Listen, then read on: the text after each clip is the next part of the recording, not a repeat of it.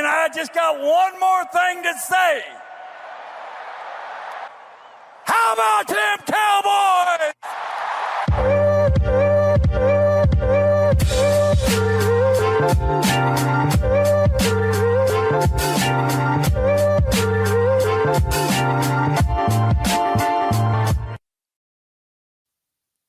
Yo, yo, yo, yo, yo, yo, yo. What's going on, everybody? Y'all know who it is. What's going on, Cowboy Nation, angry Cowboys fans, and sports junkies around the world? You are rocking with your boys, the angry Cowboys fans, and Sports Junkie, bringing you that raw and uncut commentary on the Dallas Cowboys live and in living color. If you're not subscribed to our respective channels, please make sure you hit that subscribe button. The links will be in the descriptions. I got to put them in the descriptions. What's going on, Sports Junkie? Same old, man. Same old, same old. Let's get to it. Yeah. What is going on with the comment section? How you guys doing? How you live? How you living? Y'all know we'll be fielding comments from the comment section. So let us know your raw and uncut in the comment section. But remember, hashtag CCC, Classy Cowboy Comments. All right? But if you've been rocking with the Angry Cowboys Fan Live, you will know how I get down when I start these things. I got to go straight to the chat to see who's in the building supporting the Sports Junkies and ACF family. And I got to give y'all shouts out. So let's go ahead and check it out. Who's up in here with us? Get a little overlay in here. Luna Love is in the building. What's going on? Mojo Jojo in the building. How you doing? How you living? How you living? DC for life. Adrian is DC for life. Yes, we have the link right here. I'm going to show you the link on the screen. We have the link right here just in case you want to, get your raw and uncut off when it comes to the Dallas Cowboys. You can press that link and join us in this chat as well. But you don't have to put your camera up. You don't have to put your camera up. It could just be your voice. Don't think that you have to be on camera for this. All right. So look in the chat for that. All right, who else we got? Eleanor, what's up? Cowboys Nation, DC for life. Yes, that's what I'm talking about. All right, my man. We about to jump right into the first topic. All right. All today, I've been on social media and YouTube defending my position on Dak Prescott's future when it comes to the Dallas Cowboys. For those who don't know, I'm in favor of the Dallas Cowboys keeping Dak Prescott and Mike McCarthy and making the necessary adjustments in order to get our team on the level to compete with the big dogs home, on the road, and most importantly in the playoffs. But Sports Junkie, what is your take? Do we blow this up or do we add to this team? Nah, we don't blow it up. We add to the team. You know what I mean? Just like I said in a previous video, if you building a puzzle, you put the whole puzzle together and you're only missing two pieces. You don't throw the whole puzzle up and throw it away, man. You might have left a piece over there on the couch. You might look over there underneath the table. You find the two pieces, put it together, puzzle complete. You don't blow it all up, man. You don't take the key ingredient out. That doesn't make sense when you right there. You know what I'm saying? And plus, he's not the problem. See, that was one thing that I heard, that Dak Prescott was the problem, and that was what I was feeling today. Dak Prescott was the problem. We got to get rid of just Dak Prescott. But my take on it is, if you were going to blow this team up, get rid of Dak Prescott, get rid of Micah Parsons, get rid of CeeDee Lamb, get all kinds of trade and draft capital for them, and let's start this whole thing over. Because you can't just keep CeeDee Lamb. Who gonna throw to him? We get this person out of the draft, and let's say, he's good, but he ain't Dak Prescott. We've already lost. You know what I'm saying? Exactly. Actually, I think we got somebody to come up in here real quick. We got Luna Love in the building. Let's go ahead and bring Luna up and see what's going on. What's shaking, Luna Love? How you doing? Hey, what's I'm going okay. I'm good. I just want to talk just for a bit about Jesse's comments on Micah being selfish. Oh, okay. We was getting there. Go ahead. Go ahead. Yeah. I mean, it's true. Like, some people would argue that he's not selfish, but If you saw a deficiency at linebacker the whole season, no, I want to stay on the line. I want to make my money. You're going to get paid. You're going to be one of the highest paid at your positions. Why not? You see the deficiencies at linebacker. Why not? That's what you are. You are a linebacker. You're not a defensive end.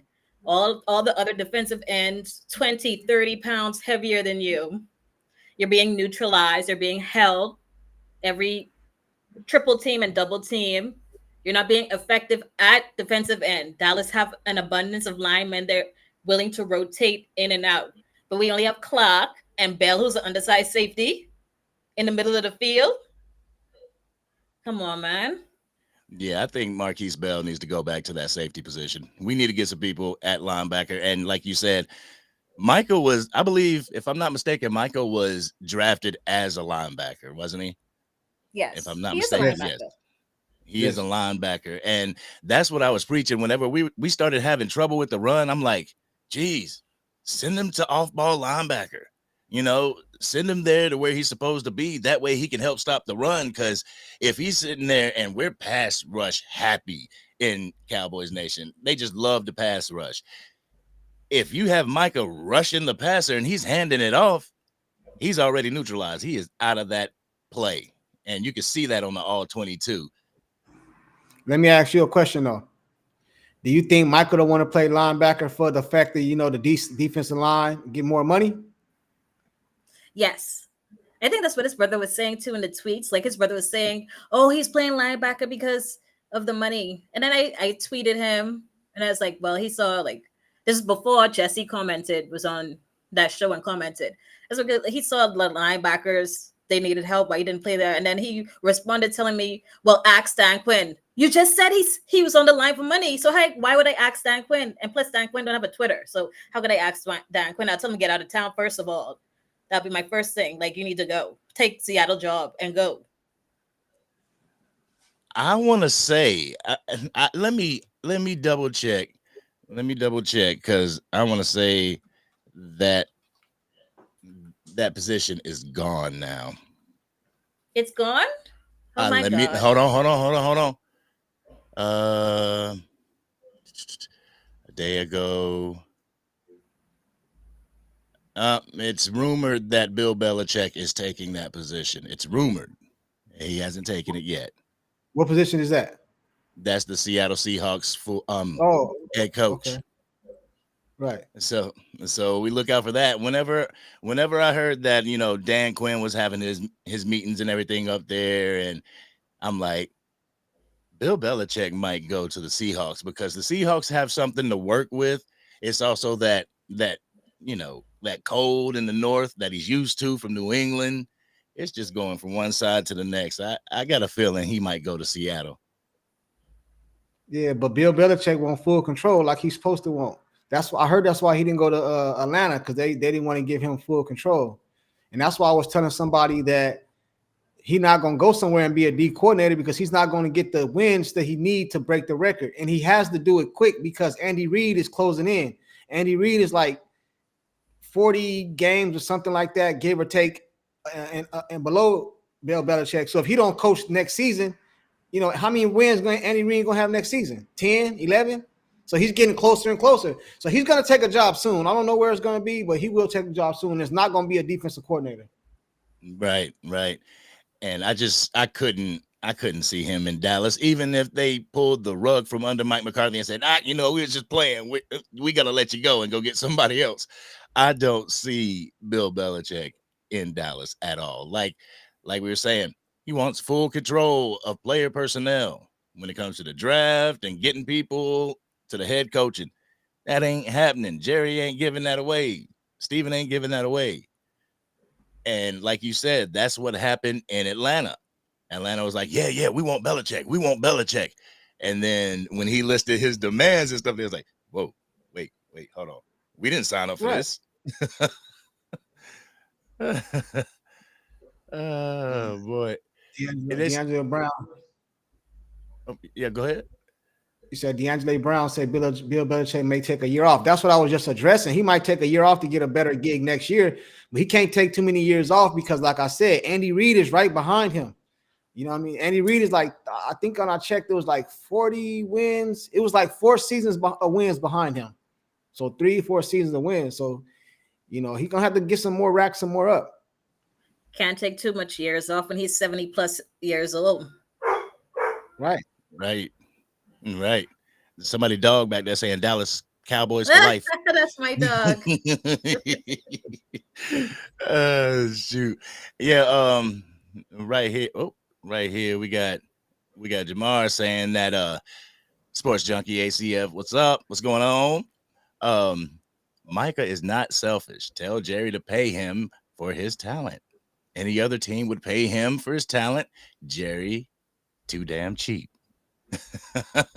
Oh yeah, Jerry's the bargain shopper. He is looking for the red light special every time he goes to free agency.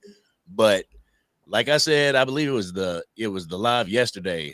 I was like, Micah Parsons is going to ask for a boatload. He ain't gonna take no team friendly deal. He's gonna ask for a boatload. And like my man Sports Junkie said, pay the man. Yeah, I don't think because you shouldn't have to act. He's not. Go ahead.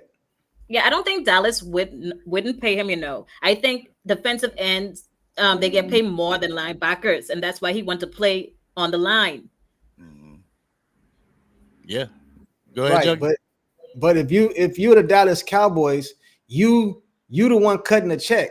So that title should mean nothing. It's like playing in the NBA. You play guard, but I mean you play center. But centers are shooting 3-points now. So just because I get center money, that don't mean I can't shoot 3-pointers. It's the same thing in the league. Okay, we can use you as DE or defensive line. We can use you as linebacker, but we're gonna pay you as a defensive lineman.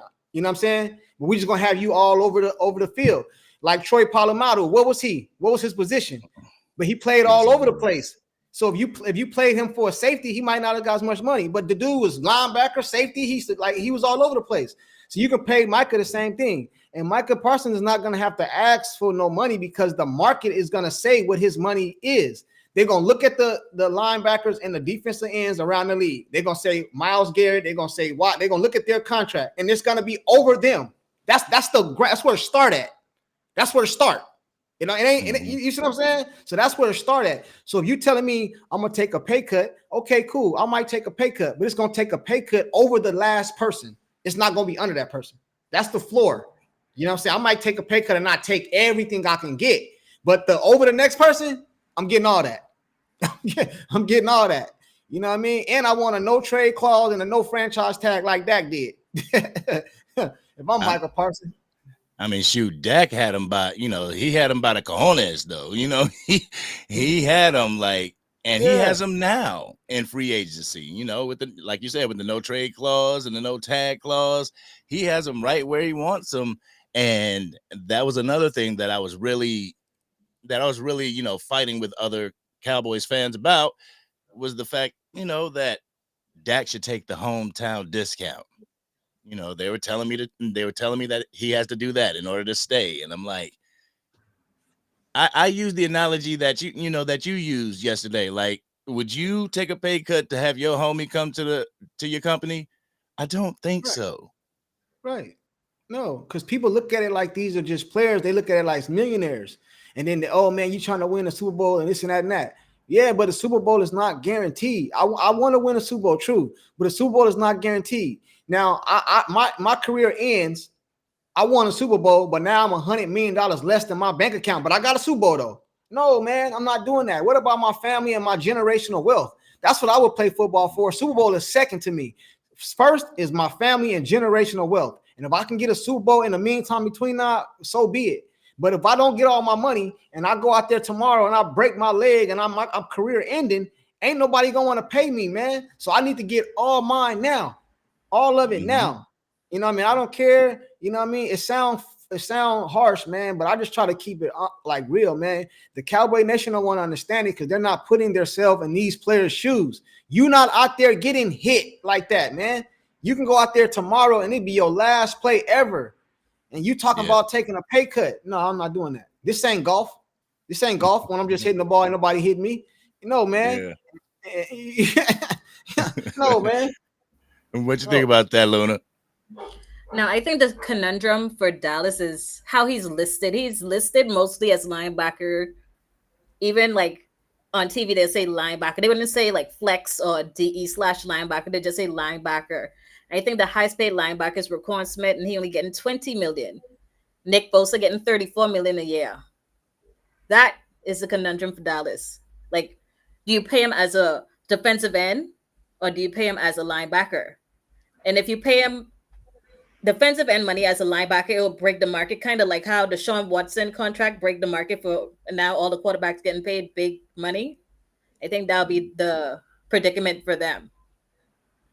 I think with Micah Parsons, it's different. It's different than, the other the other defensive ends. Like, we move this man, whether it's over, it's over the center and he's looking to blitz. If it's the middle linebacker, if it's off ball linebacker, we're moving this man around to get him in position, to get his sacks or whatever. So paying him as a regular linebacker, he ain't going to ask for that. He is not going in there and like, I'm good with linebacker money. No, he's looking for that defensive end money. And I believe, I don't know if he can do it. I don't know if it's possible, but if they ain't talking the right money, he might just say, yo, I ain't playing until I get that. I can see him wanting to bag like that. And I don't call that selfish. I call that securing your future, Yeah.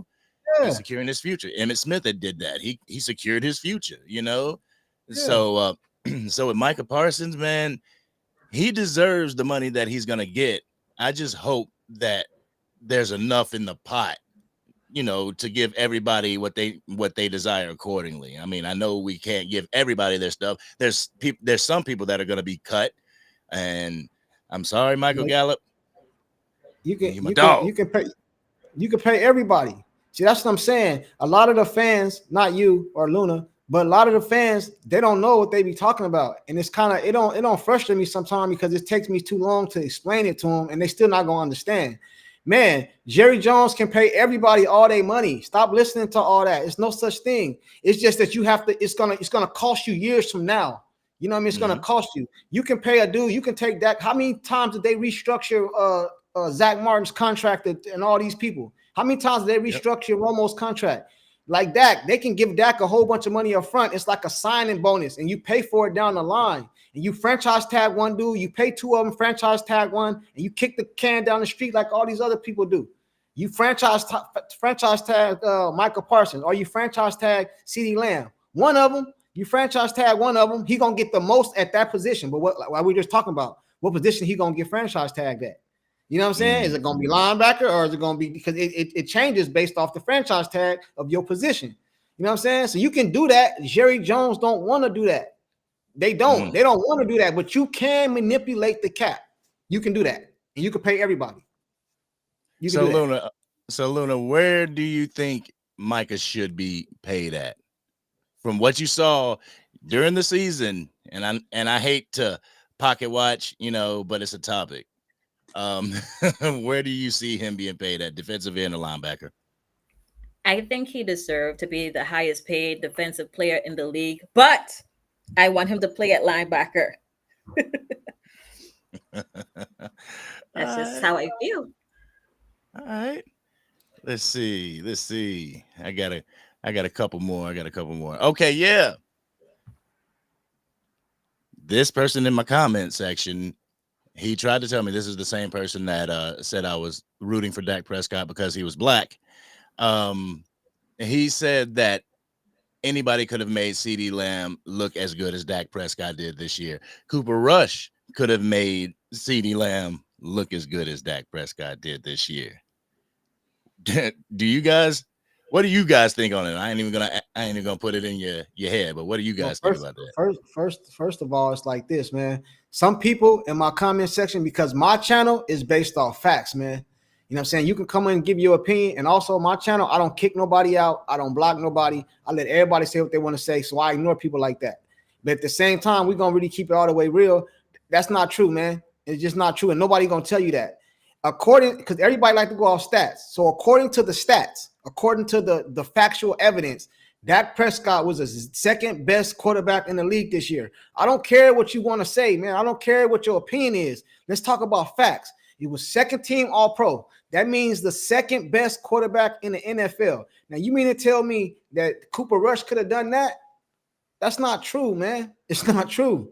You know what I mean? And then some people hate. It's not their their analysis of the game is that they hate a player so bad that they find like certain things to say that just makes no sense. That's why I don't even. I just it just makes no sense. What do you think, Luna? Yeah, well, Sports Junkie, if I had it my way, I think Dak is the best quarterback, was the best quarterback in the regular season. I argued that Lamar being MVP thing up and down with everybody on X. Now, he didn't deserve MVP. His stats this year, Lamar, and I'm not hating on Lamar. I want Lamar to win it all. But his stats this year was worse than his 2019 MVP season. Dak had the best passer stats, most efficient passer in the league, but I can't tell you why they didn't give it to him. Well, they have. Let me say. Oh, go ahead. I just want to say one thing real quick. I want to make it clear where I stand on that. I believe Dak Prescott was the best. Everything you just said, Luna, I agree with you. But what I'm saying is I'm going off what was presented. Like my opinion, I agree. My opinion is just like yours. But I'm saying what was presented, he was second team All Pro. So factually, that says he was the second best quarterback in the league. Even though I agree with you, the stats, all that, you know what I mean? So I was just going off that, but I agree with you. I think with that first team All Pro, because obviously it was Lamar Jackson, I think that his defense helped him get to that point. Because like Luna is saying, his quarterbacking stats, and everybody says that the MVP is the quarterback award, but his quarterbacking stats, they're okay. They're not like Tom Brady-ish, but middle of the pack. They are middle of the pack. They are middle of the pack. But I think just because he has that better record, his defense helped him. He's going to get that MVP award. But that don't stop Dak from coming back next year and doing his thing and balling out. You should not be able to get an MVP award when you win a couple of weeks without even scoring a touchdown. That don't even make sense. Like a couple games, you didn't even have to score a touchdown at all. You didn't have to score no touchdowns. How do you go weeks without scoring a touchdown and you get MVP? I don't understand it either. So I agree with you, Dak. I agree Dak is supposed to get it. But another reason Dak has to be great plus some because he played for the Dallas Cowboys and everybody already hate him. So you got to be now. If somebody else was in the running, like let's say Aaron Rodgers was up there, but he had the exact same stats as Dak. Aaron Rodgers would win the MVP. Let's say Mahomes had the exact same stats as Dak, the exact same. This different name, same stats, and Lamar Jackson got the same stats.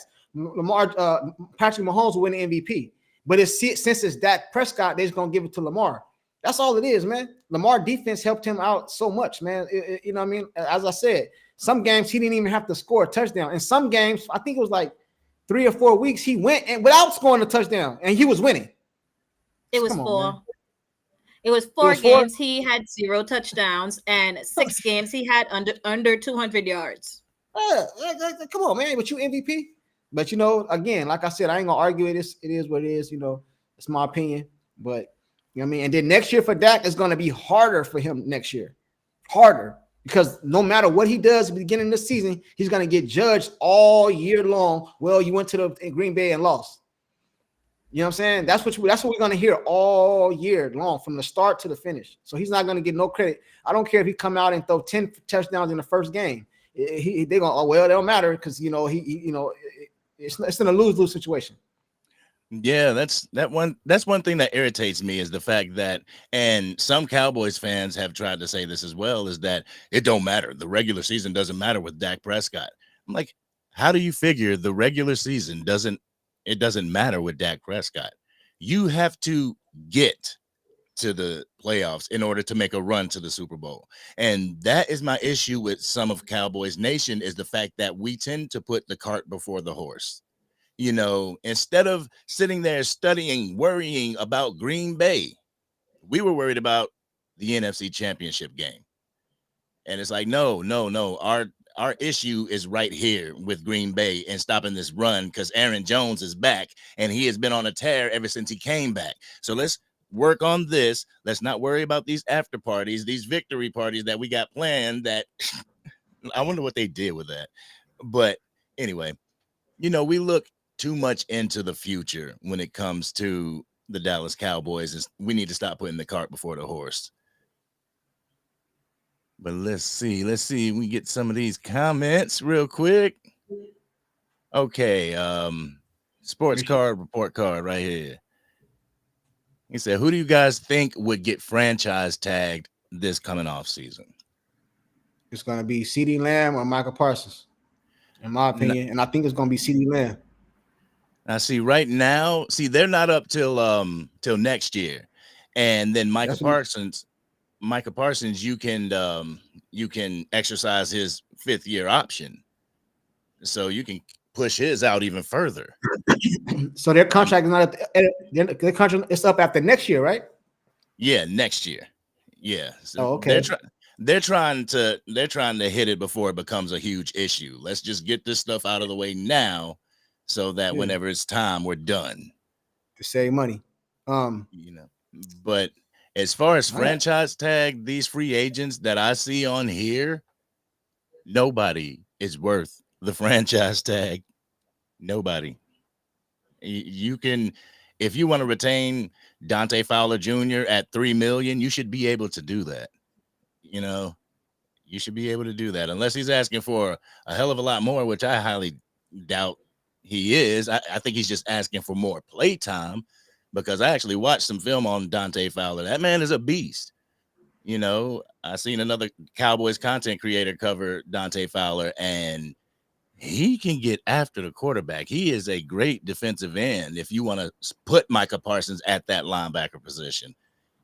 Yeah, so I don't see anybody on this list that I would even not Tony Pollard, because I would leave the franchise tag would be like 13 million now, and running backs are just getting devalued as we speak. But for me, nobody. Because you're gonna have to pay him top. You're gonna have to pay him top. You know what I mean? You have to pay him the top 3 or top 5 at that position, something like that. Isn't the franchise tags top 3 or top 5? Yeah. So this will be a year you're gonna have to earn it, man. You gotta earn your position. That's how you make your team great. You have to earn you want a position on this team, you gotta earn it. Your name mean nothing. You need to earn a spot. And I think that's how we need to go, man. And that's what some of them other coaches like Bill Belichick and the Jimmy Johnsons, you earn your position. Yeah, you came in with the name, what your play on the field is going to dictate how you know what I mean, how this team moves and all that. We don't got no dogs like that, man. That's what I believe. Yeah, for real. We don't have that attitude, because I think Mike McCarthy's more of a emotional, mental coach. Like, everything good? You all right? Everything all set? Okay, cool. He ain't one of those coaches like, boy, you sitting down? You sitting down? Get your butt up. He's not one of those type of coaches. And I believe that we kind of need that in Dallas, because like you said, you get that star on and you're a star now. You put that helmet on and you're automatically in Sleep Number mattress commercials. You're in this commercial. You got your own podcast and stuff like that. And you haven't earned it. Like, why did Micah Parsons get the edge? Because he had a couple good seasons. And I'm not saying anything like take his podcast away from him. Nah, do you, dude? Get your money. It's entertaining. But for the most part, these players they don't earn that Dallas Cowboy, that feel. Like whenever you have Michael Irvin or Troy Aikman or Emmitt Smith walk in the building, you got that feel. And yes, they won 3 Super Bowls together and everything, but you still got that presence. I don't feel it with this team right now.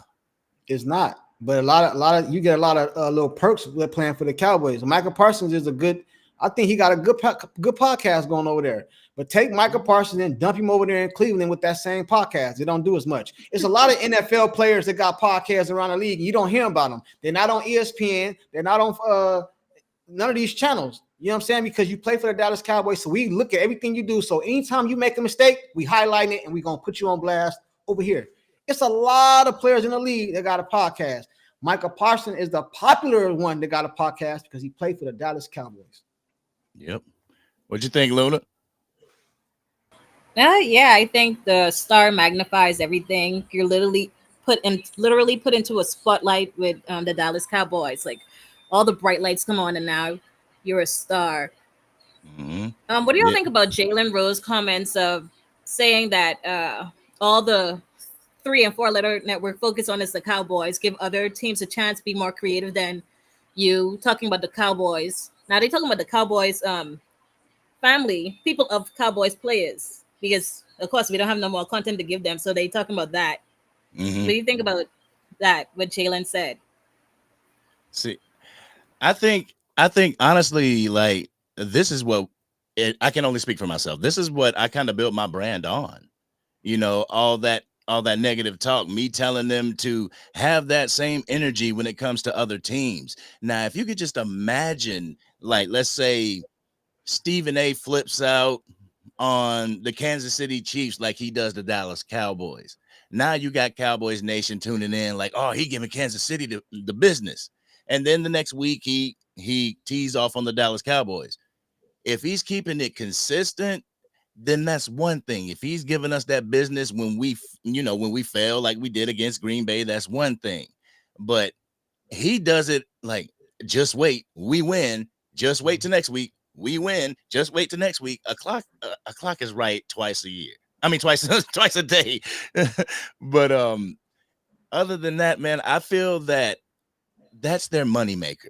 You know what I'm saying? That is the way that they get their bread. That's the way that Stephen A has made his name. That's the way that Skip Bayless made his name, was off the Dallas Cowboys. And they see that it's working. They see that after the Green Bay game that their ratings shot through the roof because of Yeah. the Dallas Cowboys. And that's not going to stop them. If anything, they're going to get more petty next year. Right. And if you notice, if you remember, Angry Fan, I did a video on this same topic right here.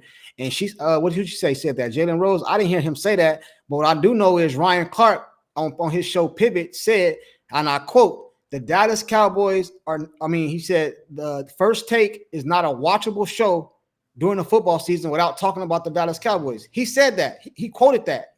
Ryan Clark, you know who Ryan Clark is. He came on TV on his show Pivot. And he said the Dallas Cowboys are the most popular team and the most talked about team.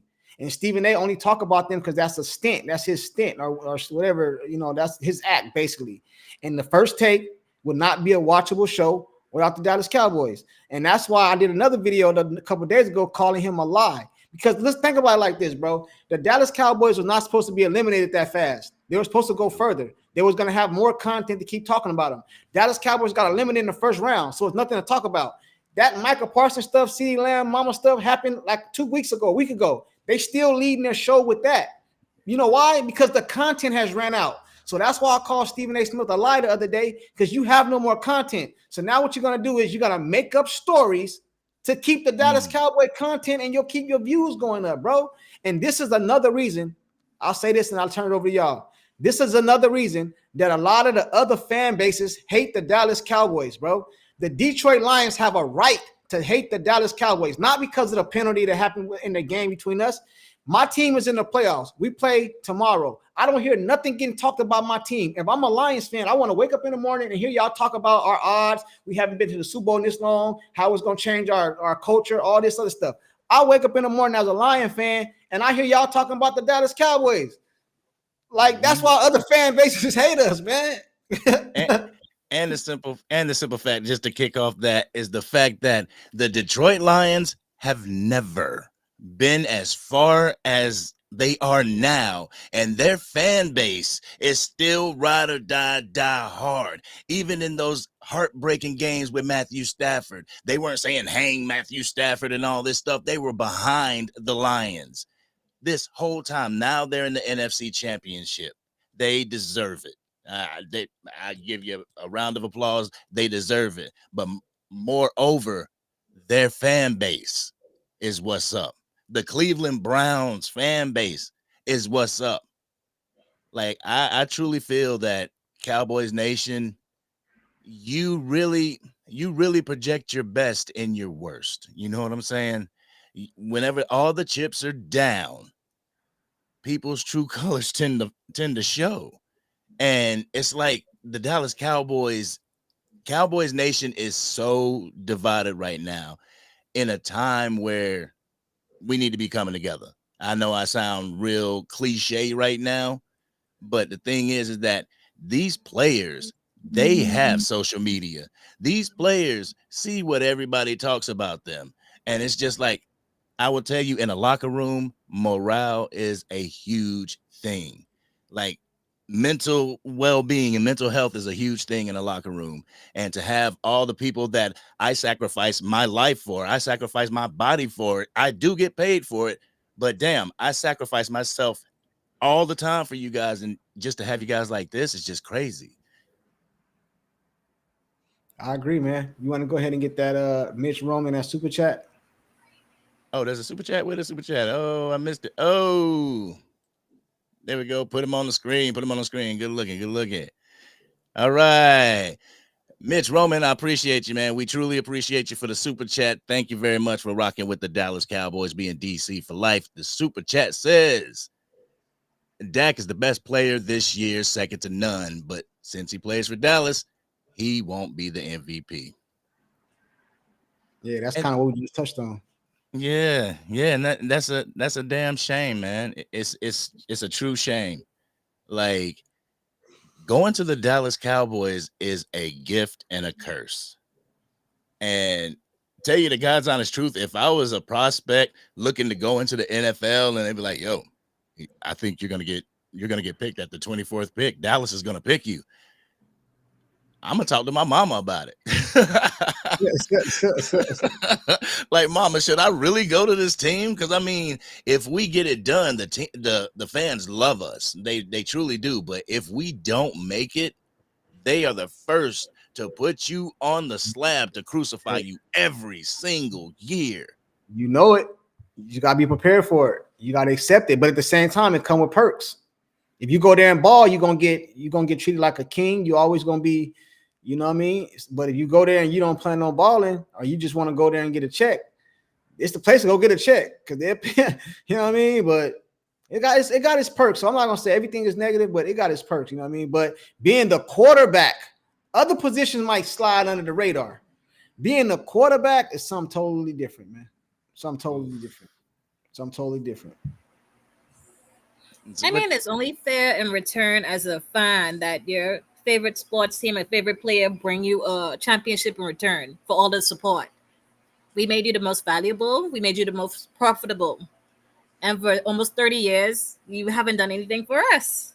Like, all we ask is for maybe an NFC championship game appearance, a Super Bowl appearance, something to give us hope for the next year instead of a horrible wild card round loss.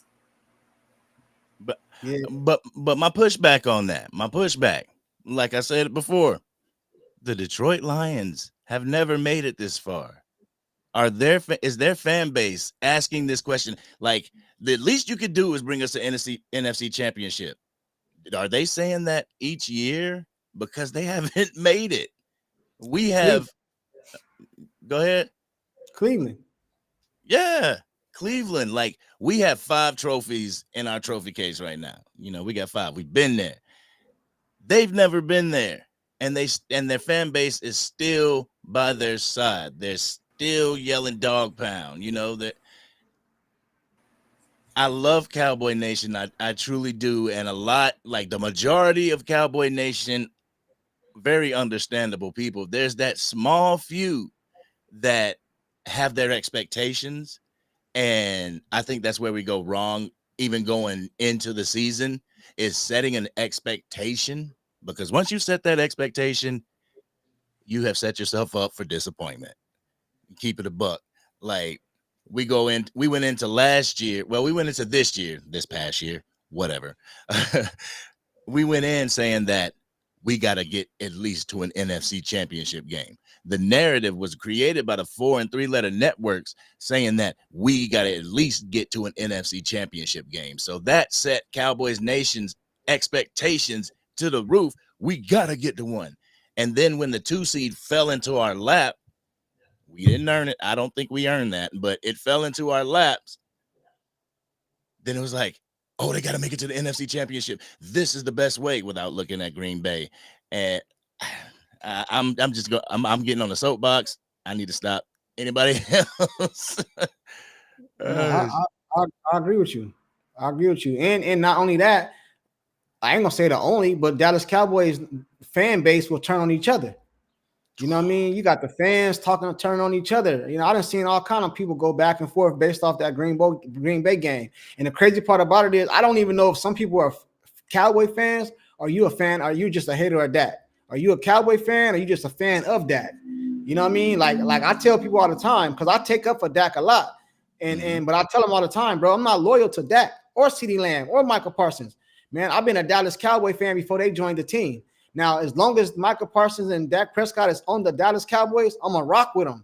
But if they go somewhere else, I'm not going to be that invested in them to keeping tabs on them. I'm going to go watch them and stuff like that to see how they're doing, especially if the Cowboy Nation ran them out and he go up over there and he balling. I want to be able to go come back on my channel and say, I told y'all, leave this dude alone. Now we 5-12. We was 12-5 with him. Now we 5-12. Now he over there in Atlanta or wherever he at, balling.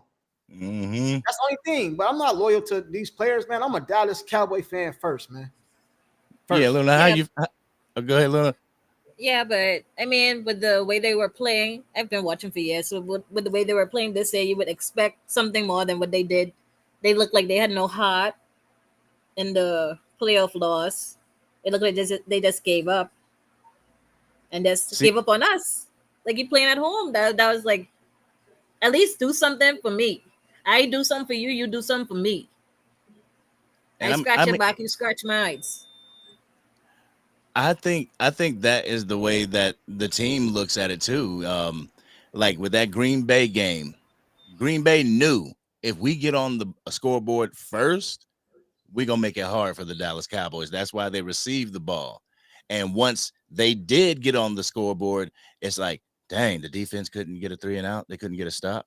And so the offense comes out. The offense 3 and out. You know, they might have completed a few passes or whatever. I can't remember the game. I try not to. But, you know, it was like nobody was doing anybody favors in that game. You know, once Green Bay got up on the scoreboard, the offense couldn't complement the defense, and the defense couldn't complement the offense. Right. That's why I said that it wouldn't have mattered if we had got Derrick Henry. And a lot of people took that, like, called me delusional, like they always do, and said that I know what I was talking about. And if you listen to me, you would understand. See, I wanted Derrick Henry at the trade deadline too. You know what I mean? I was one of the main ones making videos pushing for the dude.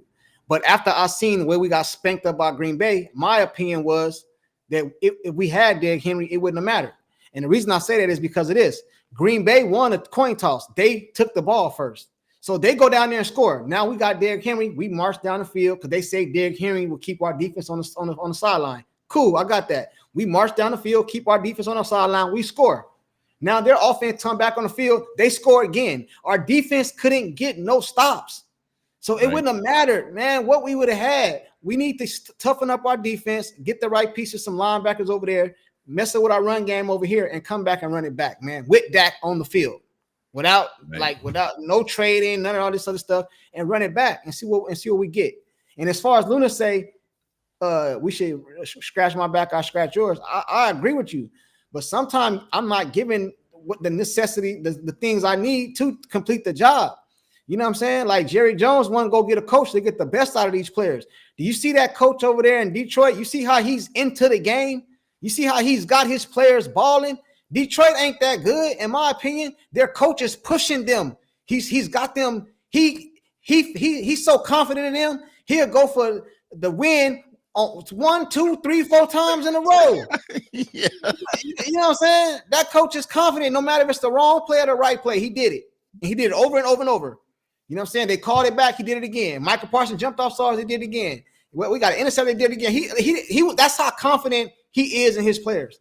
Man, we ain't got that. Mike McCarthy wouldn't even dare do that. Not because he didn't want to, because he'd be compared about what somebody else gonna say about their opinion. You know what I mean? You don't got full control of the team. That's what we need, man. We need coaching. I think we got the players. We need coaching. And I don't think Mike McCarthy is gonna get us there, man. That's just my opinion. What's your opinion? You think Mike McCarthy can get us there, Luna Love? he doesn't have that personality. He's more lethargic, laid back type of coach. He's not the fire in the behind coach like a Dan Campbell. The coach I wanted us to get, what was the Tennessee guy name again? The one from Mike Tennessee. Vrabel. Mm-hmm. Vrabel would have get with them. It wouldn't be no parties. All these little after parties. No, I want to play defensive end when you're supposed to be linebacker. No, you play linebacker because I need a linebacker. You just go there. I could put Strong or Fowler or Sam Williams there. You go over here and do your job. You get a penalty. I'm gonna fine you. When you get a play, you're gonna get your money back. I like that. Yeah, Campbell up in Detroit, man. Like, just to see that man's, when that 2-point conversion situation happened, to see that man's intensity on the sideline, I was like, damn, that's the coach that we need. I mean, I know we ain't getting him down there, but it's like, I want to see that type of intensity in our coach, because I feel like you are only as good as the people that lead you. And so if you have Mike McCarthy leading these 53 men into battle, and he's just over there, oh yeah, it's good job, then they ain't gonna have that intensity. If you got a head coach over there that's spitting flames out of his mouth, like, I think it would light a fire under people. And one thing I wanted to talk to you guys about in that video about Micah Parsons, Jesse said that we don't have an OG on the defensive side of the ball. I don't agree with him, but I wanted to get your guys' take on that. Do we have that one person? And it was LVE. He got injured. So do we have that one person that is that OG that the new guys can come to? Luna, start with you first. Hello, you mean as a defensive leader, leader in the locker room? Yep. We have DeMarcus Lawrence. Yep. I don't know about everybody else, but Lawrence is on the defensive side. I think Zach Martin on the offensive side. I don't know what more. I mean, pride alone would kill me if I lose that bad. I want to make every play, do everything in my power not to lose that badly. I don't know what was happening with them that day. I don't know. Like, so who is your defensive guy, Junkie? I don't think we got one on the defensive side of the ball. I don't think we got one at all. Because if we did, what guy over there? Okay, when I hear dog or leader on the defense side of the ball, I think of Ray Lewis. We got a Ray Lewis. I don't talk about his skill set. Do we got a Ray Lewis on that side of the ball? I don't see it. You know what I mean? Because we did. You think Micah Parsons could do the stuff he doing and say all that stuff with Ray Lewis on the field with him? I don't think he could. Charles Woodson, you think he can do that type of stuff? Or some of these elite linebackers and stuff across the league when they had the Legion of Doom or Legion of Boom, you think he can do some of the stuff he's doing with those type of players over there? Those are dogs to me. I don't see that over there. And then on top of that, I think DeMarcus Lawrence would be the dog, but Micah Parsons has came in and overshadowed him. So if I done got bigger than you, how can you tell me something? How you going? How can you tell me something? And then if you're not talking about those two, who? I don't see him, and that's the problem right there. That's the problem. Because a dog would have stepped in and been embarrassed to put a Green Bay Packers to just run up and take the coach out of it. Embarrassed for us to step on the field and let them just march up. I don't care what the offense is doing. We ain't talking about them. We talking about this team right here is marching up and down the field with them. Dogs take stuff like that personal. Yeah. And on the offense side of the ball, I would probably say Ferg. You know what I mean? Because Ferg is a dog. You think that dude that pushed CeeDee Lamb could have pushed Ferg like that? Nah, that ain't happening. All right, that's what I'm saying. You see how when they hit that, he be running over there, all that. I think he a dog on the offense side of the ball, but on the defense, none. You got some celebrities over there. Shoot, I remember when during that Seattle Seahawks game, Ferg was about to get into it with Bobby Wagner. It's like, that's one of them dogs on Seattle that, you don't want to mess with, and he's right there toe to toe with him. Like, I'm catching this ball on you. So Right. Ferg, I see Ferg as the offensive. Even though Dak should be the OG. To keep it a buck, he's been with the team for 8 years. Dak should be that. But unfortunately, his non-showing in the playoffs is bumping him down the ladder. It just continues to bump him down the ladder. Yeah, but OG and leader is two different things. You know what I'm saying? Like we can have a leader, but when I think of OG, do you remember when Ezekiel Elliott first came in the league? How he was running at Tyson Chandler? Remember how he was running, like he was trying to make contact, like he was a physical player? That's what I mean, like a person that set an example. You can have leaders that don't even get on the field. You know what I'm saying? A leader don't even got to play. He could just be over there on the bench. He can be a leader. I'm talking about dogs on the field. That if somebody mess up, no matter what your position, no matter how much money you make more than me, I can go over there and tell you, bro, get this right. Who we got over there to do that? Right. That's what I mean. You got some super chats too. I don't think Dallas culture built like that, where somebody would get in the next person, especially if they making more money, in their face and be like, "Hey, you messing up. You see what you did there? You're not supposed to do that." I think the divaness would kick in. The diva. Like, how dare you talk to me? I'm making more money than you. I is the best in my position. That's one mistake. I think that will come out. All right, we got a You got a super chat right there too, bro. do I? Where is it? I gotta You got scroll. two of them. Scroll all the way down. I'm scrolling, y'all. I'm scrolling. Oh, geez, y'all. Thank you for all the comments. We truly appreciate you. If you're not subscribed to the channels, please subscribe to Sports Junkie and the Angry Cowboys Fan YouTube channels. All right. We got one right here. Mitch, we got you. Thank you for the $5 super chat again. We truly appreciate you. Pay Jimmy Johnson. He will. I told somebody that today. They told me no. I see Jimmy Johnson more as a mentor. You know, I honestly think that Mike McCarthy and Jimmy Johnson should have a cup of coffee. They should sit down and like, what do I need to get over the hump? What do we need to do? Because I tell you, like schematically, they need to change some stuff up, but as well as the bodies we have on the field, like that game in Green Bay knew that they were going to run on us, and they knew we couldn't stop it. Buffalo knew they were going to run on us and knew we couldn't stop it. You know what I'm saying? So I don't think Jimmy Johnson would ever leave where he is, you know, broadcasting the sports and everything like that on Saturdays, Sundays, whenever. He's not going to leave that job, just like Tony Romo won't leave the booth to come be an offensive coordinator or a quarterback coach, things like that. But they can get that advice from him.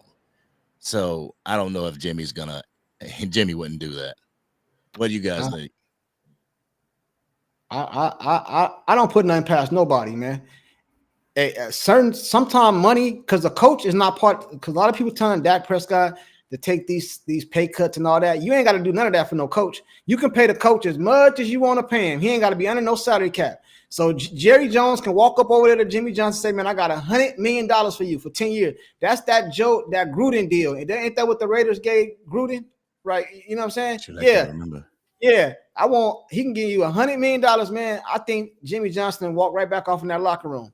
Yeah, I like being places too. I'm at home. I don't feel like going nowhere. But the right amount of money will make me get in my truck right now and drive to Tucson or California. It just depends. You see what I'm saying? It just depends, man. And it don't gotta be a Jimmy Johnson. It gotta be a Jimmy Johnson like mine that's not gonna allow you to get away with some of the stuff you're getting away with. It's nowhere in the world. Turpin and Williams or whoever it was would have been scheduling an after party under Belichick's watch. There's no way. And if he would have found out about it, you'd have had major news the next day. Turpin and Williams is not active to play today. Mm-hmm. They're not active to play in the game today because they would not been playing. Do you remember Bill Belichick benched? I forgot his name in the Super Bowl. He had his mama, his family, flew his whole family out to the Super Bowl. He did something Belichick didn't like. He did not play. And this is the Super Bowl. Turpin and Williams scheduled an after party. They would not have played against Green Bay. That's the type of stuff you need to do when you the coach. Right. and you got to have the authority to do that. See, Mike McCarthy could have did that. Turpin them could have went to Jerry Jones. Hey, Jerry, Mike said I ain't playing today. I'm not. Yeah, you is going out there on the field. Yeah. I love exactly what you say, Sports Junkie, because they have players on the field like Curse, who's just making a mess all over the field. I don't want to curse. Making a mess all over the field, but he played almost every snap. Did Curse ever come out of the game? I don't know. Mhm. But I don't know if it's politics that say, no, this player right here, he have to play. Mhm. Even though he's a detriment to the team and we're going to lose. I want Bell at linebacker. Bell is too small. He's getting bulldozed. That's Right. fine. I want him at linebacker. It's like, no. Like, could I use a linebacker, please? Evans make one mistake in the Buffalo game. Evans get pulled from the Buffalo game. We get run over. Right. Right. I pick with my brother, and whenever we're watching the Cowboys game and we go to the sidelines, we see Curse. I'm like, dang, boy, Curse look like somebody that'll rob you, boy. Yeah. He look like one of them hood dudes, boy. Yeah. I just wish he had that same grit and same mentality on the field. But I got a feeling he's gone this offseason as well. But again, Mitch, I appreciate the super chat. Thank you truly again for rocking with both of our channels. And thank you for rocking with our live. Without you, it ain't possible, my dude. All right, let's go to this next one. All right. Cowboys champ. All right. What are you? Oh, come on now. What are you smoking on? See, that's that's the type of classy cowboy conversation. Classy cowboy conversation. Don't accuse somebody of smoking on anything. But I think he just I don't think it's too bad. I don't think it's too bad. It's too bad. he said and Dak's best year was his rookie year. This dude's still making rookie mistakes and his 8th year. Yeah, and he's an 8-year veteran. Yeah, you are absolutely right. In that Green Bay game, and I keep going back to it because he stunk it up. There was a time, I think it was like it was a 3rd and 7 or something, and he rolled out of the pocket. Guy was on his butt. He could have threw it out. We were still in field goal range. He could have threw it out, but no, he gets sacked. And I'm yelling at the TV. I'm like, Dak, that's a rookie mistake. Why didn't you throw the ball away?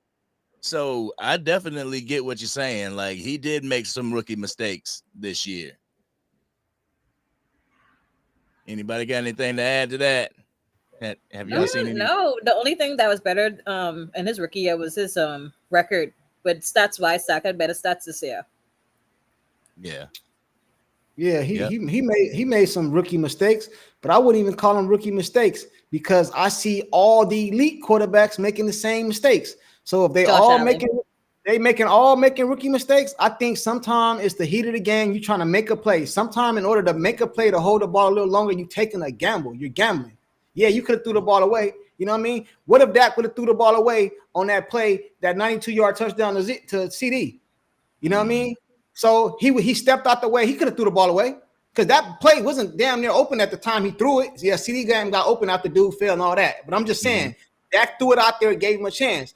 If that play is incomplete, they would have probably said he should have threw it away or something like that. You know what I mean? Like, or he'd have took the safety. They'd have said throw away. So sometimes you got to take chances, man. And I don't think they rookie mistakes because I see a lot of the elite quarterbacks, so they say, make a lot of rookie mistakes then. So I'm not going to just put that on Dak Prescott, man. You know what I mean? Long as everybody keep it fair across the board, I'm willing to accept Dak Prescott blame, all his faults and all that. But I'm never going to accept it when I see the other quarterbacks don't get the same treatment.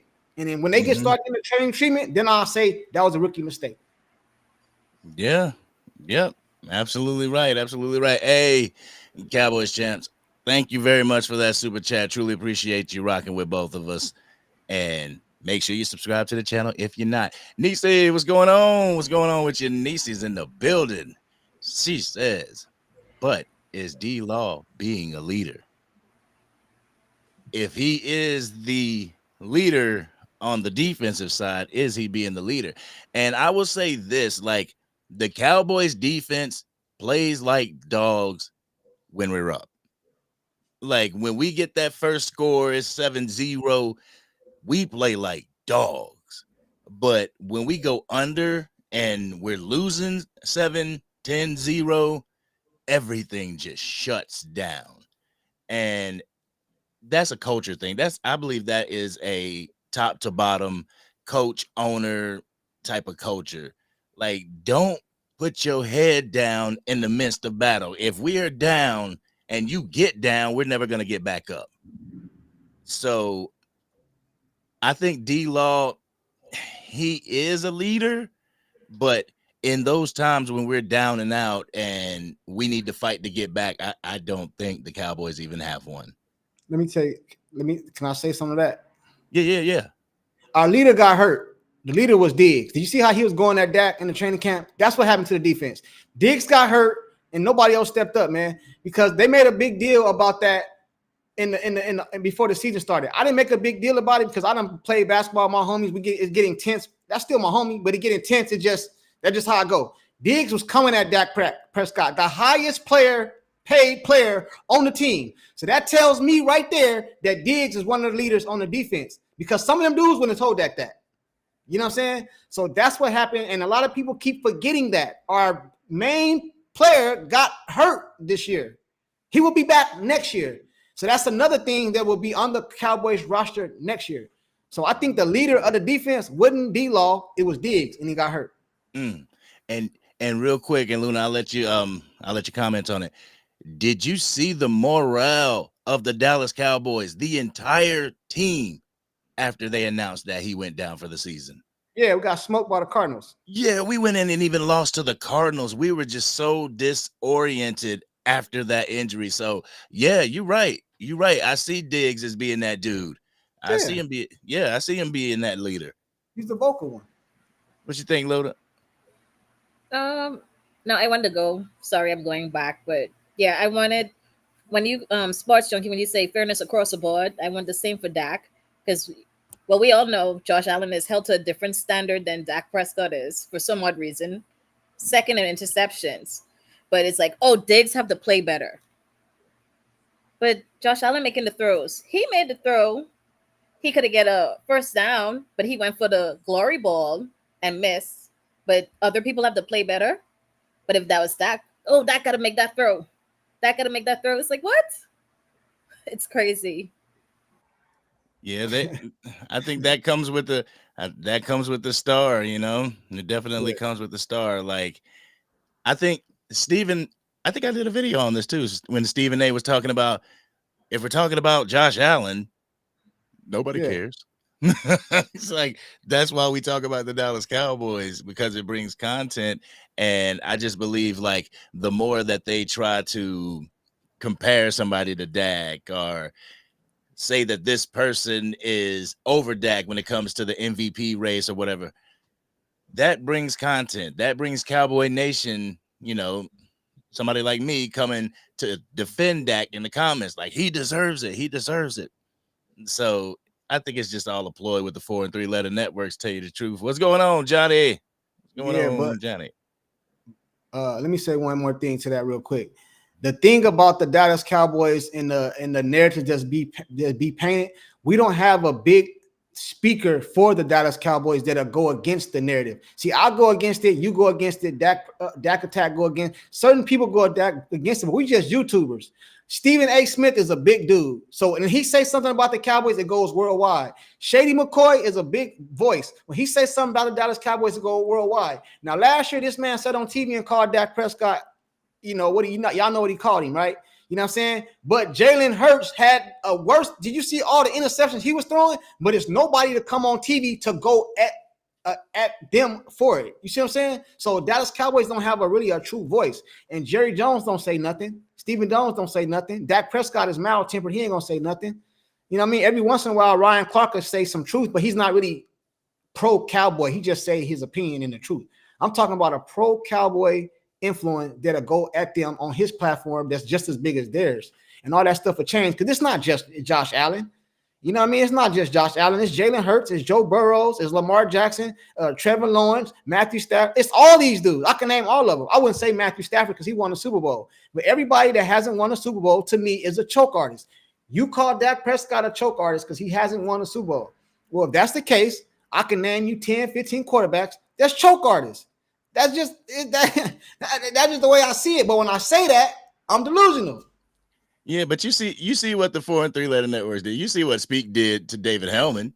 He was pro Cowboys. He was on there speaking the truth. He was on there speaking facts, and they're like, "Get the hell out of here. We can't have you here." But see about that right there is I'm gonna tell you what's going on right now, because that story went viral, basically. You know what I'm saying? So now what they're saying is this is what I've been hearing. I don't know if you've been hearing the same thing. Jerry paid him to say that. Now that Michael Parsons is getting ready to be up for contract to help him with his contract negotiations.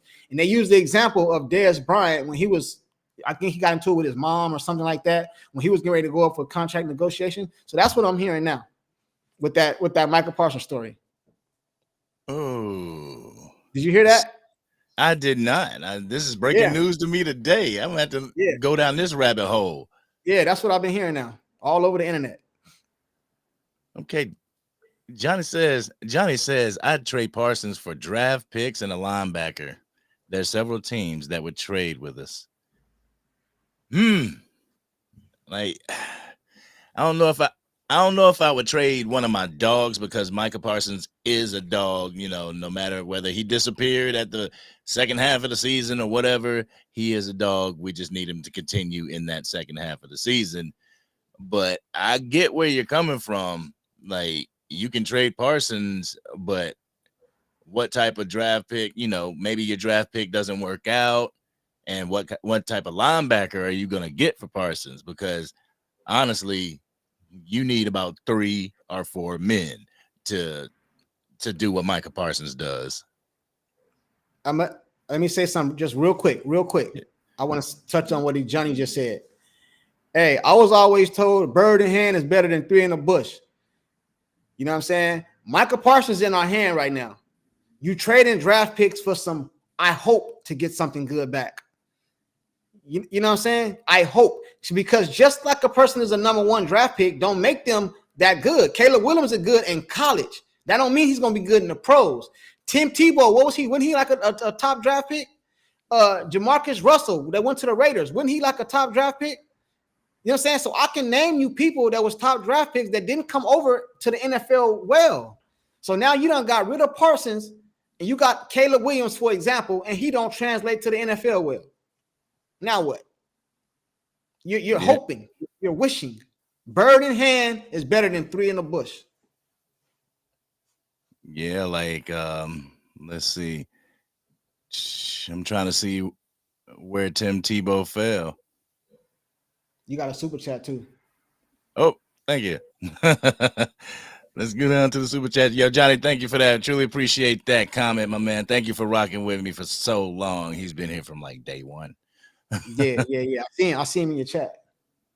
Right. Cowboys champs with the $10 super chat. Yeah, here we go. As a Cowboys fan, I don't put all the blame on Dak. I put it on Mike McCarthy. Didn't McCarthy say he wanted to run the damn ball to protect the defense? Yes, he did. Put this shit on McCarthy. Hey, see, my thing is a want and an ability are 2 different things. Yeah. We wanted to. That's what the Texas Coast offense was based around. Let's go ahead, run this ball, rest our defense, not put everything on Dak's shoulders, and we can win that way. But when we go out there and we can only run for 65 yards a game, 66 yards a game, then you have to put the game on Dak's shoulders now. He has to get us down the field. So I understand Mike McCarthy's philosophy at the beginning of the season, but we just did not have the dogs to actually run. But Luna, what'd you think about that? Where's she at? Luna Love. Hello? Yeah, for the run. So, our run game was a mix between Pollard getting his legs back underneath him and the offensive line. Beatis is getting pushed back. So I don't know if we picking him back up in free agency between the offensive line being the way it was and the runners. Mm-hmm. Yeah, what you thinking, Sports Junkie? I think Dak Prescott, I'll give you an example. Barry Sanders. Everybody know how good Barry Sanders was, and that was without a line, and he was still that good. So imagine if you'd gave him a line. So I use that same example for Dak Prescott. Dak Prescott led the league in touchdowns this year without a run game. So what happens if you give him a run game? That's just how I look at things. Like, he did all that with no run game. Everybody knew we was passing the ball. Dak Prescott was 85, 90% shotgun, which means basically it's a 95% chance this is a pass. You can do like little draws and little counters, but mostly little screens. But most of the time, this is a pass play. So the whole defense know I'm about to score. No. Do you see what Green Bay did to us? Jordan Love was under center. They play action us, bringing the safeties down and all that, and then they going over the middle. That's why them teams, it wasn't just because we was in the zone. It's because they play action, and then they throwing the ball. Dak Prescott didn't have none of that. So I think if we get us a run game,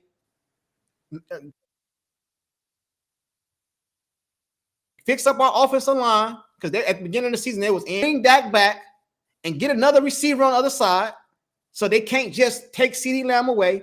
And I think Dallas will be hard to reckon with, despite Mike McCarthy. Because I believe Mike McCarthy was planning on running the ball, but he had no choice when he seen, that ain't working. It ain't working. So we gotta let Dak cook.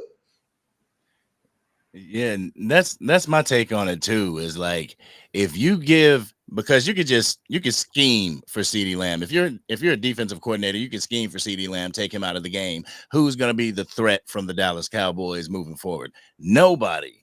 We don't have to fear their run. They don't have one. They're going to come out and pass. All right. So we just set up for that. If we can get a good run game, and even if people say Dak can't get it done in the playoffs, if you have a dominating defense and a hell of a run game, you can take the ball out of Dak Prescott's hands, take it right out of his hands, run to the Super Bowl. You don't have to, guarantee that he has to pass over 35 times a game. Get us a run game, get us the pieces that we need. And I believe that falls all on the front office. Ain't one player on that field going up to Jerry Jones saying, "Hey, I need a linebacker. Can you get one in free agency?" No, that's Jerry. And that ain't even Mike, even though some organizations, they listen to their head coach. Like, all right, what do we need to get over this hump? And it's like, okay, I need a couple linebackers. All right, we'll get those for you. And they go out and get them. San Francisco, we need a running back. Let's go get one of the best running backs in the league in Christian McCaffrey. Right. But Jerry will tell us, this was Jerry thinking is, we're going to kick the tires.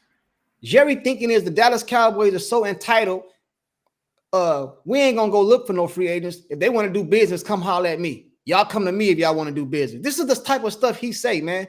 And then he wonder why the Dallas Cowboys ain't never like in the thick of things. Another reason the Dallas Cowboys ain't in the thick of things, it ain't just because of Mike McCarthy. It's because of Jerry Jones. I can name you NFL teams right now: Seattle, Denver, Detroit, Pittsburgh. And what do all those have in common? Don't nobody in the chat know who their owner is. And if y'all do know who their owner is, because you just follow football like that. You don't. Everybody know that. If you say Dallas Cowboys, even people that don't watch football know the owner is Jerry Jones, and that's the problem, right there.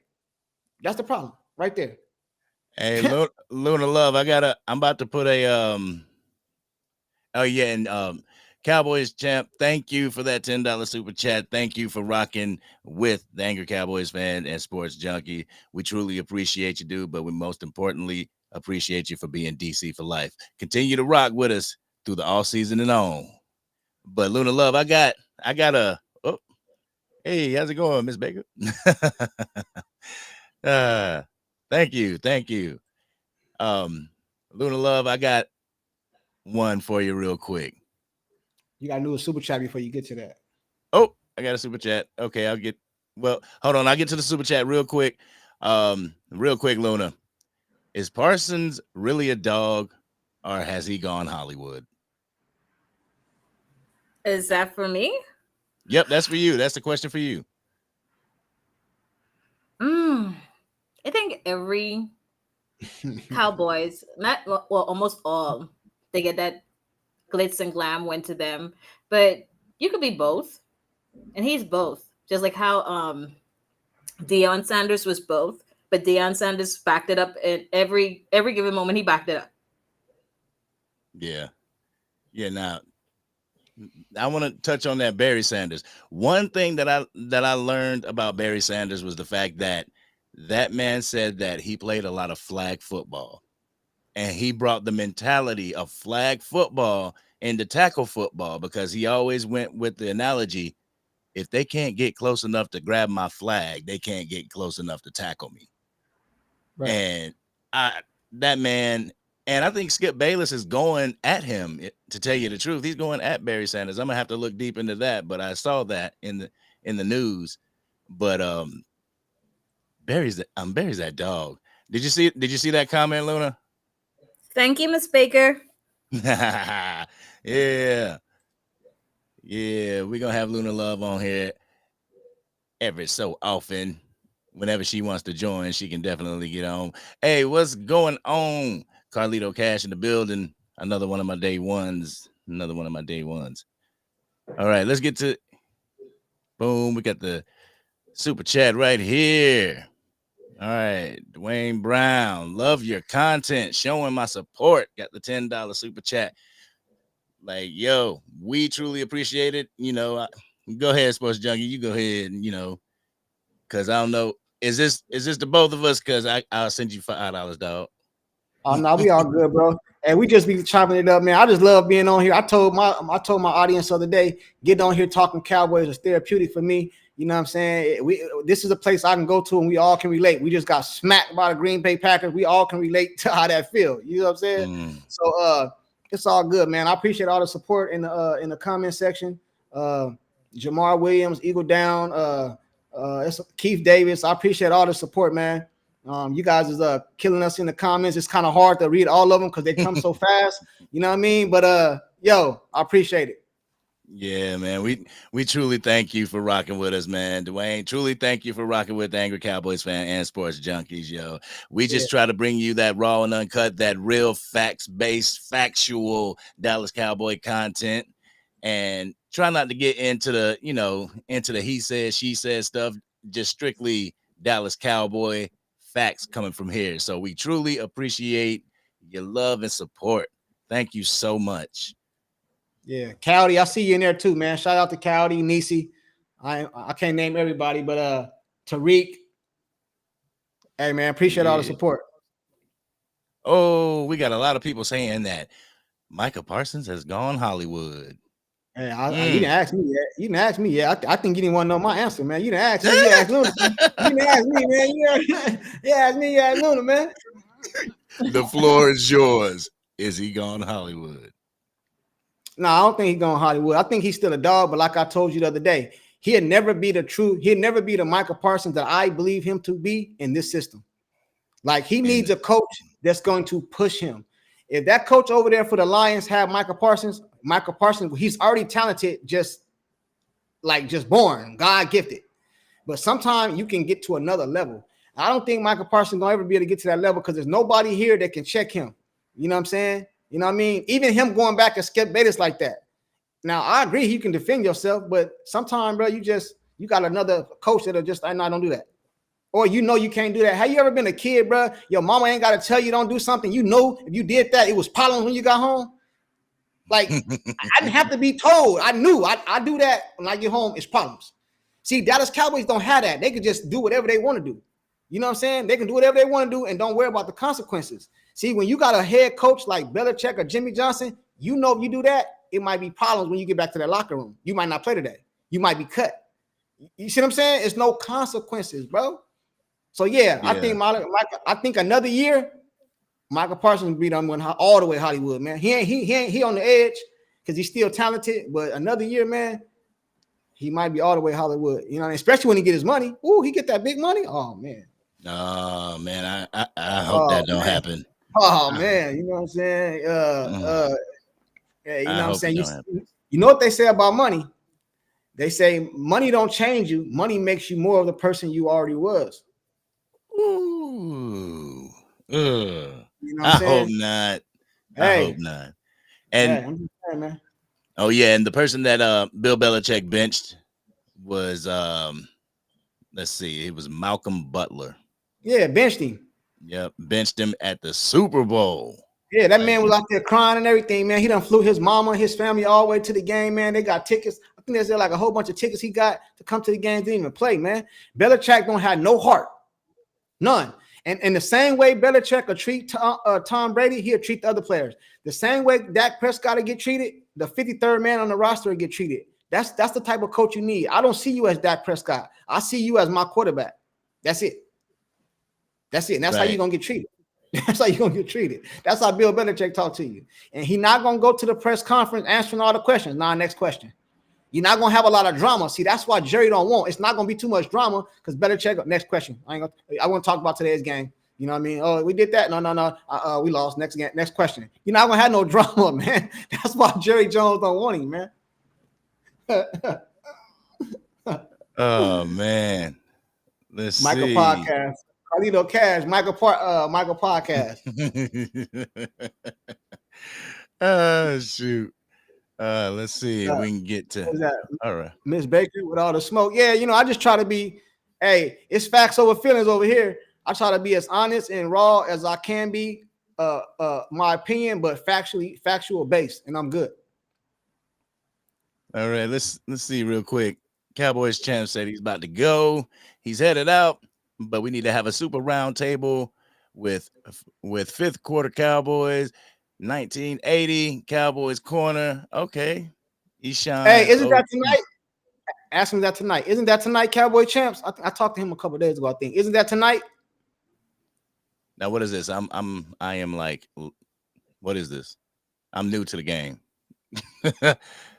They have a fifth quarter Cowboys and Cowboys corner. They have a live on the weekends and stuff like that, and I think they're going live. You know what I mean? It's another super chat that says you should bring that one on the screen because that's a good idea. That one? Yeah. Mitch, appreciate the super chat once again. He says, love you guys. Try inviting Dak Attack next time. That would be awesome. It would be. It would be, man. You know what I'm saying? It would be, man. It'll make the cycle complete, man. You know what I'm saying? It might break the internet, man. Yeah. You know what I'm saying? that might be too much truth, though. That might be too much truth. You know what I'm saying? That might be too much truth, man. You know. Like, yeah, you gotta go over there and hear what they talking about, man. Luna Love, Sports Junkie, Dak Attack, Angry Cowboys fan, boy, killing them over here. Yeah, but that would be dope. But Niecy said, Niecy said something. Where Niecy at? Butler went Hollywood and got benched. the one after that. Let's see the one after that. Oh, I got another one. Dwayne Brown. Boom. Just showing support. We truly appreciate you just showing support. Thank you so much. Oh, man, these comments keep jumping around. Truly appreciate you supporting the channel, my dude. Without you guys, none of this is possible. All right, let's see.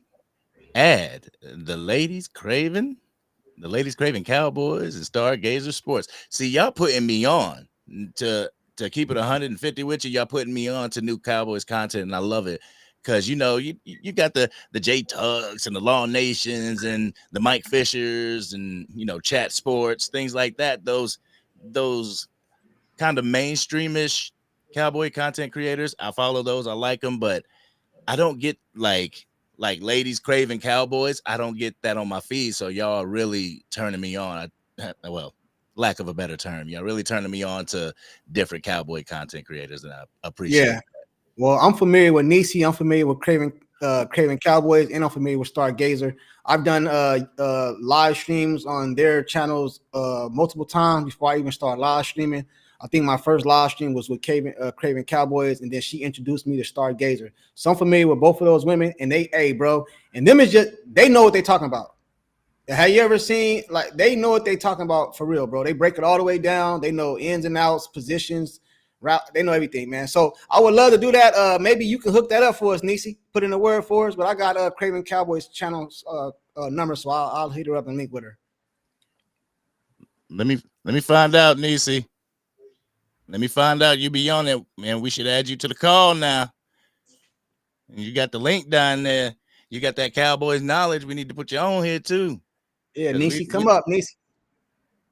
We love having the women on here with this knowledgeable Cowboy content. Luna be doing the thing, boy. Most definitely. All right, let's see, Luna. Are you a Dak Attack fan? Do you watch Dak Attack? I have my notifications on for Dak Attack. My notifications be on. Yeah. Put your notifications on for me too, Luna. Yes. Shoot. But everybody, we truly appreciate you guys coming in here and rocking with us. Does anybody else want to come on? The link is up in there. The link is up in the chat. If you want to come on and give your raw and uncut real quick, we can fit 5 people in here.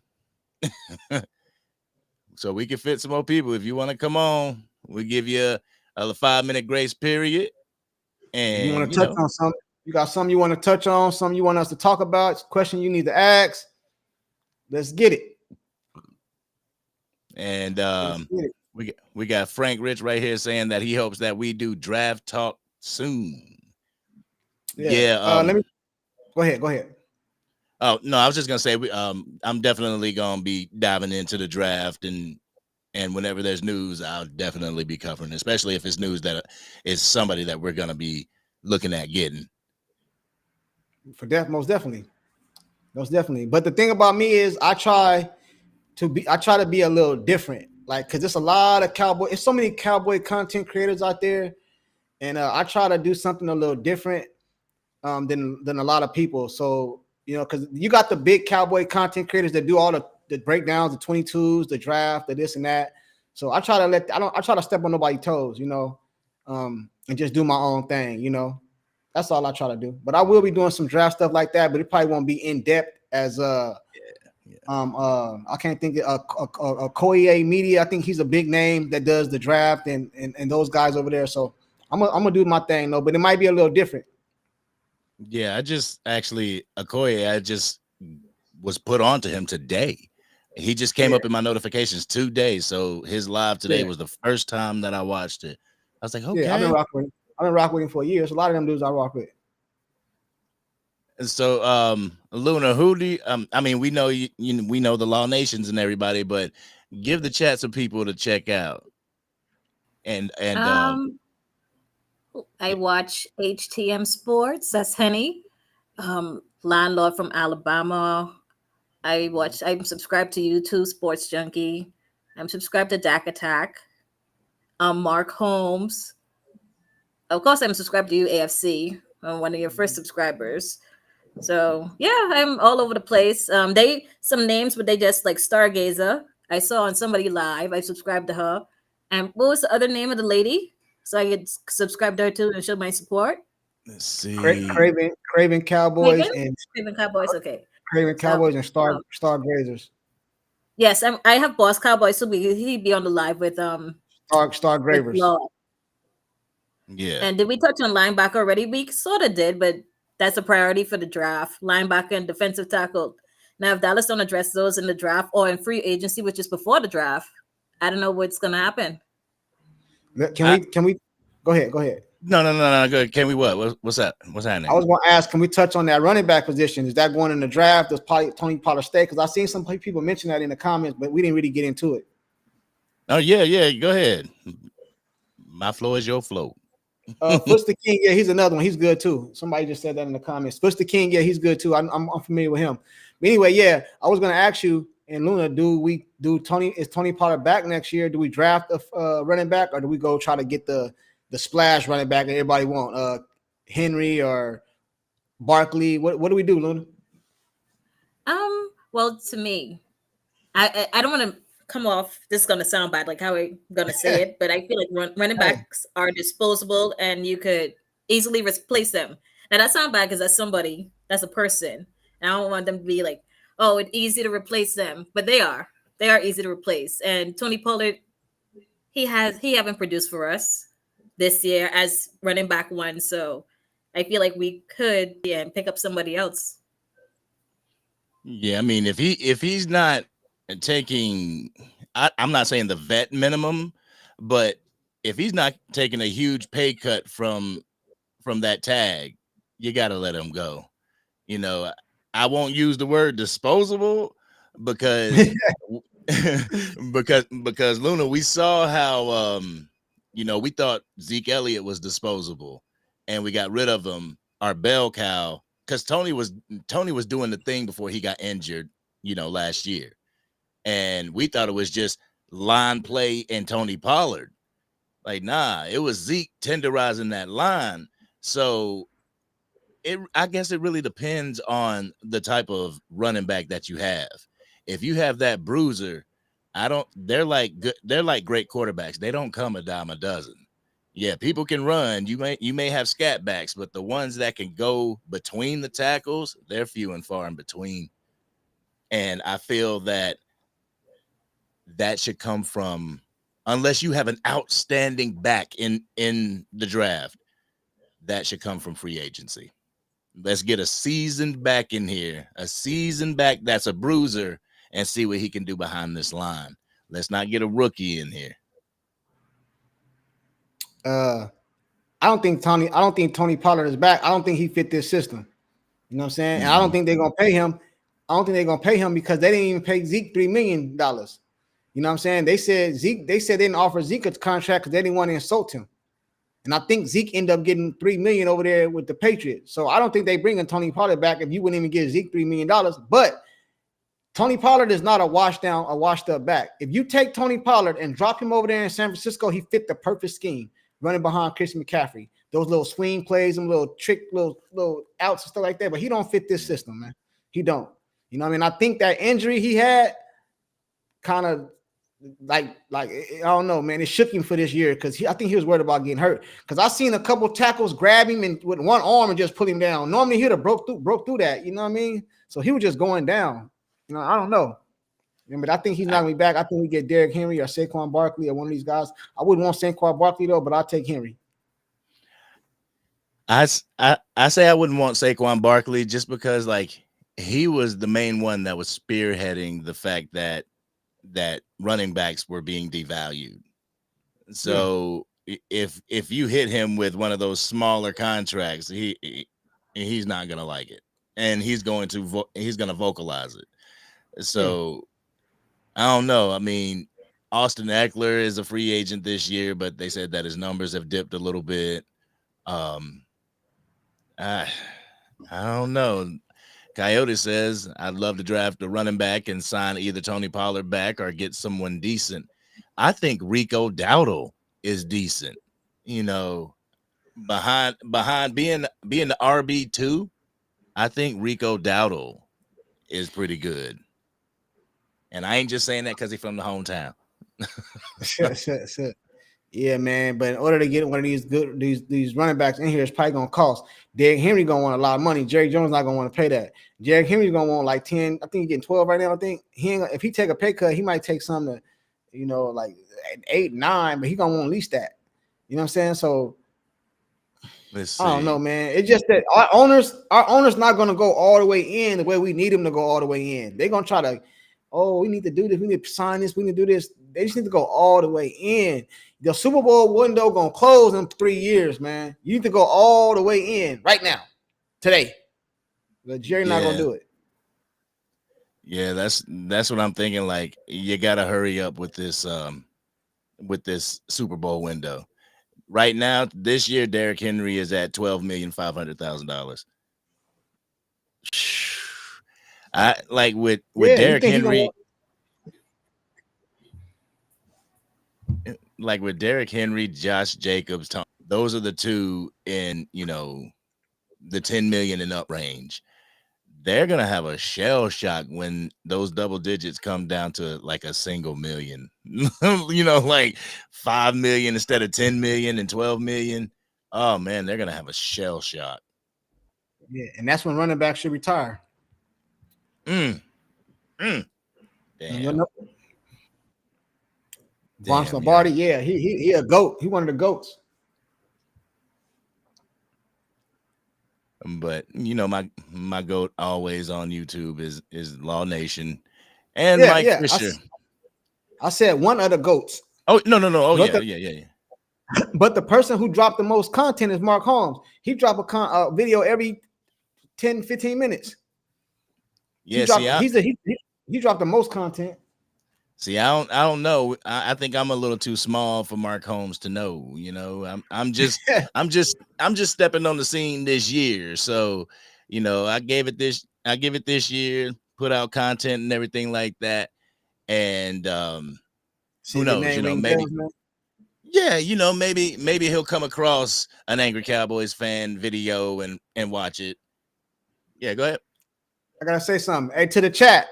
I appreciate all the support to y'all and all that. But just like y'all was telling us about these names up over here, the next time you in these big names chats, Bosch and Law Nation and Mark Holmes and all these, who else y'all was saying? All these big game James, all these people I keep hearing, Skywalker still. The next time y'all in these dudes chat, tell them to come over here and holler at us a little bit, man. We just trying to get it. You know what I'm saying? We just keep it real. Come and check us out and let our work speak for itself. That's all. You know what I mean? That's all. But we appreciate that. Yeah. Oh yeah. Whenever I go into these chats and everything, I go in. Good morning, Cowboys Nation, and I have a few people, like especially bro, I just brought on the screen D'Angelo Brown. Every time I go in there, Luna Love, everybody, Nisi, whoever's in that chat, and they're like, what's up, Angry Cowboys fan? What's going on? What's up? They bring the name up, but when we Nisi, ain't in there. Yeah, Nisi, I know Nisi always do it. She always salute me when I come in. I appreciate it. Yeah, man, we truly appreciate every single one of you guys for tuning in with us. We done had you on here for a whole movie length. But real quick though, I'm gonna ask both of you. What do you think about Deuce Vaughn? Is he holding up a roster spot? No. To me, he'll know. I don't think he's gonna be there next. To me, he wouldn't be there next year. Luna, what you think about Deuce Vaughn? I mean, I love, don't get it twisted, I love the story. What happened with him? His dad got the call from the war room and said, you want to go to work with me tomorrow? That was heart. Boy, that had my heart. But I just don't think that there's room. What do you think about Deuce Vaughn? For the only back I would keep is Dowdle. I would get rid of Pollard and get rid of Vaughn. Get rid of Pollard and Vaughn. I agree with her. You, like I said earlier, you gotta earn a roster spot. Ain't no more roster spots given out this year. You know what I'm saying? I told you on our last live, it's 3 and a possible. I told you this.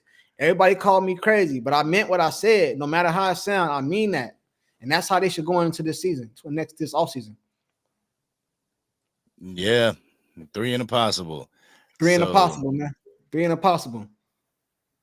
So it'd be the running back that we get either in the draft or the free agency. Rico Dowdle. I think Rico Dowdle should stay because he has the same type of abilities that Tony Pollard has. I mean, Tony Pollard may be a little quicker than Rico Dowdle, but as far as elusiveness and getting the passes out of the backfield, Rico Dowdle has shown that he can do that this year. And I really think that he'd be all right staying with the team. Just let him be RB2. Hey, Angry fan, let's run through some of these comments up in this chat. Yeah. Let's go ahead and get it. All right. I know a lot of people, a lot of comments in there. I'm seeing a lot of them getting passed over. Let's see. All right. I think cornerback coaches need to crowdsource their film study. I've seen great breakdowns on YouTube. Yeah. I think whatever's going to help the organization get that much better. If I was a coach, and because you have these wonderful breakdowns, you have these quarterback breakdowns, you have defensive back breakdowns all on YouTube. I'm not checking the 4-letter and 3-letter networks and, hearing what they got to say. I'm going to those studies and like, what do they see that I don't see? You know, I think that's a good idea. You know, crowdsource. Yeah, I'm not really good. I seen a lot of even some of the smaller YouTube channels. I see them breaking down. Listen, man, sometimes it's not even about how big you is, it's just how good you are at what you do. I see some of the small YouTube channels doing some of the best breakdown of draft and all 22s and all that. So, you know what I mean? I haven't really got into that lane yet, but I will since I got this channel. So I'm gonna, you know, before I come out with something, I like to like try to study it and see how I'm gonna do it and play around with it first. And you know, but I'm getting into that lane too. So I can't really comment on the draft and the running backs because I'm not too familiar. Right. Luna, do you watch any of the film study on YouTube, like with the cornerbacks or the running backs or the quarterback? I usually watch quarterback breakdowns. I just watched Okoye this morning. I think he's doing Micah Parsons. Yep. And I did one breakdown on the channel, and it was of the tush push and how to stop it. Oh yeah, I like that. I like that, man. You should do more like that, man. You should do more like that. Cause I was, you know me. I always get up and I wake and bake. There ain't no secret. And I was just sitting there. I was watching the film, and I'm like, this is how they do that. And with Jason Kelce retiring from Philly, that is your main person for that tush push. It ain't gonna work the same anymore. But let's see. Get to these real quick. We should have drafted Bijan Robinson last draft. Who did we get instead of where did Bijan fall?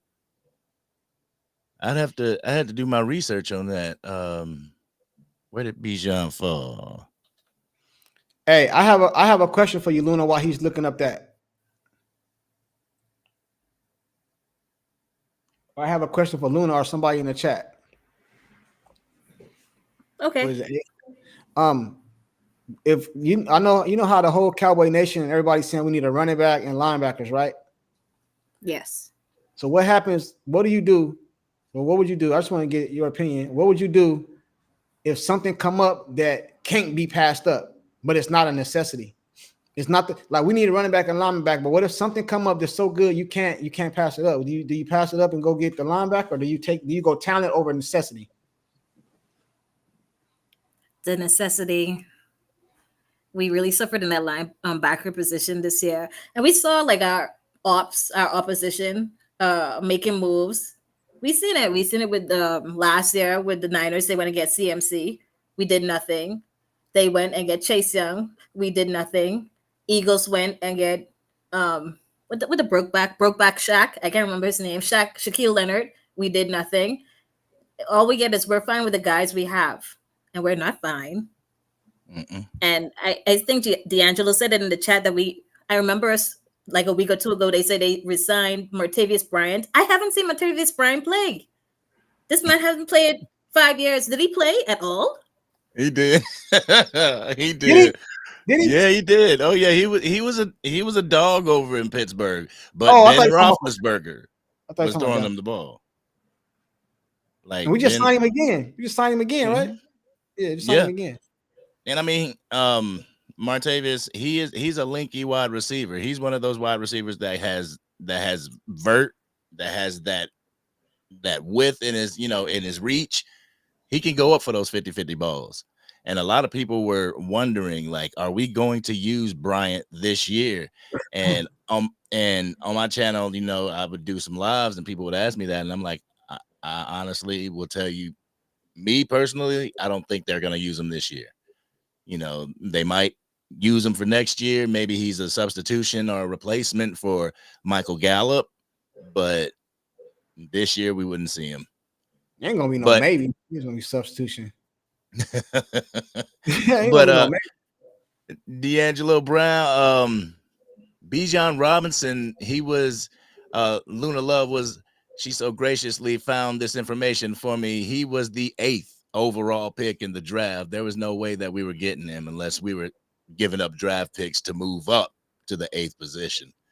So he was off the board quick. So we couldn't have drafted Bijan Robinson. Yeah, but CeeDee Lamb fell to us like that, right? Because he was in that draft with Patrick Surtain, right? Wasn't he on the board for Cowboys? And then Denver took Surtain, so CeeDee Lamb fell to us. So that's what I'm saying. So in that position right there, where you have no choice but to get CeeDee Lamb, but sometimes you need necessity and a skill come up that you just, hey man, like you know what I mean? Like, hey man, you know what I'm saying? You start thinking like, well, we just have to go get the linebackers in the draft, the free agency. Because let me tell you something. I was talking to somebody earlier yesterday, and they were telling me about the Evans and the moves that Philly made, those linebackers that came up and how they looked it over there. But see, the thing about it is, you can't say that's how they would have looked in Dallas. See, Dallas had a necessity at linebacker. So they might have would have played more. But even when we got Evans, they didn't even play him. I don't know what Dallas be doing, man. I don't know. Because we can get some linebackers in here, and Quinn, if he come back, will still mess it up, man. He'll still have them linebackers on the bench over there and still playing with the safeties, man. I don't know, man. I don't know what Quinn be doing, man. I don't know what Quinn be doing. Is Quinn coming back?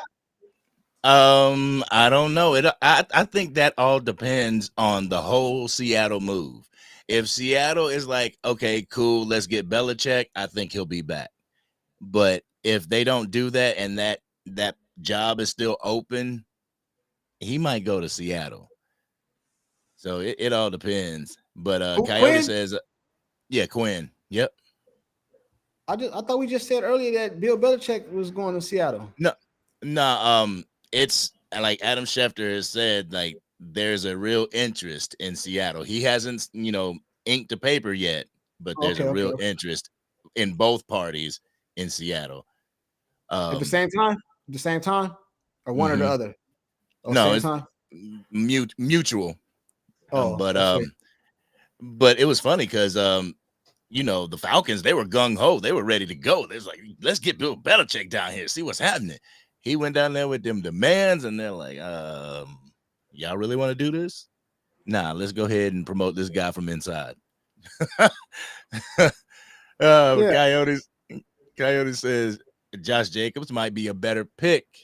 He might be a better pickup if he's under $8 million. And right now, if he's under $8 million right now, he's at 11.7. So you might need to bring your price down a little bit and come play for them boys. Yep. Jamar says, he said, nah, Deuce Vaughn's nice. Him and Dowdle can get worked on themselves and progress. Yeah. I mean, it's funny because every time me and my brother watch the game and they send Deuce Vaughn into the game, he was like, who that little boy on the field? Like, who that little boy on the field? I'm like, man, that's Deuce, man. You get him in the open field, that boy's it's a wrap for you. He'll break your ankles. But I just think, like, if we can maybe solidify our front line, get some run lanes open, stop running little Deuce Vaughn through the middle, maybe he has a spot on the team. I would love to see him stay. Like I said, I love the story. I do. And right now you can have 3 running backs on your team. Well, it's not a prerequisite, but usually 3 running backs on the team. So we get that one that we get in the free agency or whatever, keep Rico, and maybe have Deuce on the side. Who knows? You don't want Deuce? It's not that I don't want Deuce, man. I want a Super Bowl, man. And right now, we need to stack up on pieces we need, not pieces we want, because it's a good story. It's a lot of Dak Prescott is a good story. Ain't no story better than his. You know what I mean? But at least he producing on the field. So it ain't that, bro. It's just that I want a Super Bowl, man. And I want to be able to talk stuff to somebody and actually, like, it happened, bro. You know what I'm saying? Like I want to be able to say we going to the national championship or the conference championship. I want to be able to win a Super Bowl. So whatever we have to do to get there, that's what I want to do. And I don't care who got to be on the team or who got to be off the team. Because I told y'all, I'm a Dallas Cowboy fan. I ain't these players' fan. Them players ain't my cousin, ain't my uncle. I'm a Cowboy fan, man. I want what's best for the team. Right. I mean? And I was actually talking to somebody about this, and they were saying that, getting rid of Dak Prescott is what's best for the team. And I'm like, well, with Dak Prescott, I know I know for a fact that I can get to the playoffs. With him, I know it. It's pretty much past 3 years. It has been a guarantee. You get somebody from the draft, that's an uncertainty now. So I'm not a Dak fan. I mean, I am a Dak fan, but I am more of a Cowboys fan. Yeah. If Dak is here, then like T.O. said, that's my quarterback. That's Yeah. my quarterback. Yeah, man. It's straight up, man. You know what I mean? That's just how I feel. And I touched on that earlier today. Hey, the people in the chat, I dropped a video today about this same topic. If you haven't seen it, go check it out. But I feel the same way about that, man. Like I want to win a Super Bowl. It don't matter, you know what I mean? And not only did Dak come in and do 12-5 seasons, he switched offensive coordinators and Kellen Moore and Mike McCarthy led the league and what best offense. Like some of the things he did is hard to do. You know what I mean? This is not something that these average all these elite quarterbacks is not doing this. Led the league in touchdowns, second team All-Pro. He led the league, and if he would have really been MVP, I think he MVP now. But Dak didn't even play 5 quarters of the season. He sat over there on the bench with his baseball cap on. We done blew teams out. So but if they would have played him, the whole world would have said he was stat padding. You know what I'm saying? Yeah. So he's in a no win situation.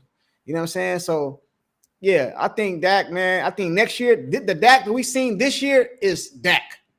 He ain't gonna never go down. He might go up, but he's never gonna go down. So all you can do is get better, bring him a run game, and get him a defense that in case he throw an interception or interceptions is a part of the game. Mm-hmm. He throw an interception, he fumble the ball, or we get a 3 and out. Defense get a couple stops. Okay, we get the ball back again, and we go down there and score. That's how you win games. Yeah, they said Mark dropped 6 a day. Yeah, times 4, 6 times 4. He be like 24 a day. He be working overtime, yo. Yeah. Salute to Mark Holmes and Joe Boo Sports Report, yo. Yeah, salute to him, man. I ain't got nothing but love for him, man. What do you say? Oh, go ahead, Luna. Someone's asking for Van Der Esch back. I don't want Van Der Esch back. Van Der Esch, he needs to retire. Van Der Esch can't play football no more. Ooh. So you think he a liability with the neck injury? Yes. Yeah, I don't think he should pay for his own health though. It had nothing to do with the Cowboys. It should be his own health issues, bro. You still want to be able to have a function life after football, bro. You take another neck, that's neck, man. That ain't like an arm or that's your neck, bro. So I think he should just call it quits no matter what. You know what I mean? Like Jerry Jones should just give him a little something, like a little injury. I don't know how they work with the injury stuff, all that, man, and let him go on about his business, bro. Let him be the linebacker coach. I'd like that. I would like that. I mean, whether it's him or Sean Lee, let's get one of these two in the building for our linebacker coach. Yeah. But football over with. And that's Sports Junkie. I don't follow the college sports, but if we could find like a Fred Warner in the 3rd round, then maybe linebacker wouldn't be as big as a priority. But linebacker, defensive tackle, lineman, and running back is our main priorities. If we could find the best of the best in the 1st round of any one of those, I'll be happy. Yeah, I think running back should be last. And that, yes, running back is last. And that one question that you asked, Luna, I'm taking the best player that comes up in the draft.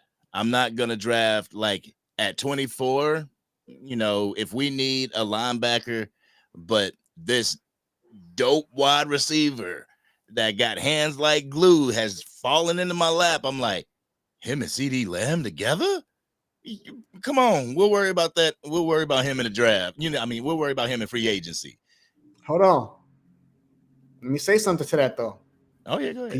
Because that's a good idea, and I would agree with you. But we're not talking about an average football team here. We're talking about the Dallas Cowboys. So now you draft another wide receiver with that type of skill set that you said to put on this team with Dak Prescott and CD Lamb, with his mama already saying Dak ain't it. Dak ain't it. How do you think she's gonna feel about another dude coming over there and taking catches away from her son? See, this is what I'm saying, bro. It's a lot. We got a lot of problems coming up. See, you ain't even thought about it. I done thought about all this stuff. We get another receiver, he's gonna have to be a submissive receiver to CeeDee Lamb, bro. And if you're not, it's gonna be problems. His mama already talking. What do you think she's gonna say to that? But the cool thing is with that is that him coming out of college, you can be under CeeDee Lamb. You can be that too legitimately to learn the ropes and be under that number one. And CeeDee, you want to ask for too much money? They do just like they did Cooper. You know, if you a dog, you're not gonna come out of and you're not gonna come out of college submitting to nobody. If you that type of receiver, if you got that type of talent, I don't see it. Like some receivers come out, they just know they know they just know I'm good. You know what I mean? Like I might play that little role, but in my mind, I think I'm better than you. Like CeeDee Lamb played that role to Amari Cooper, but in his head, he was better than Amari Cooper.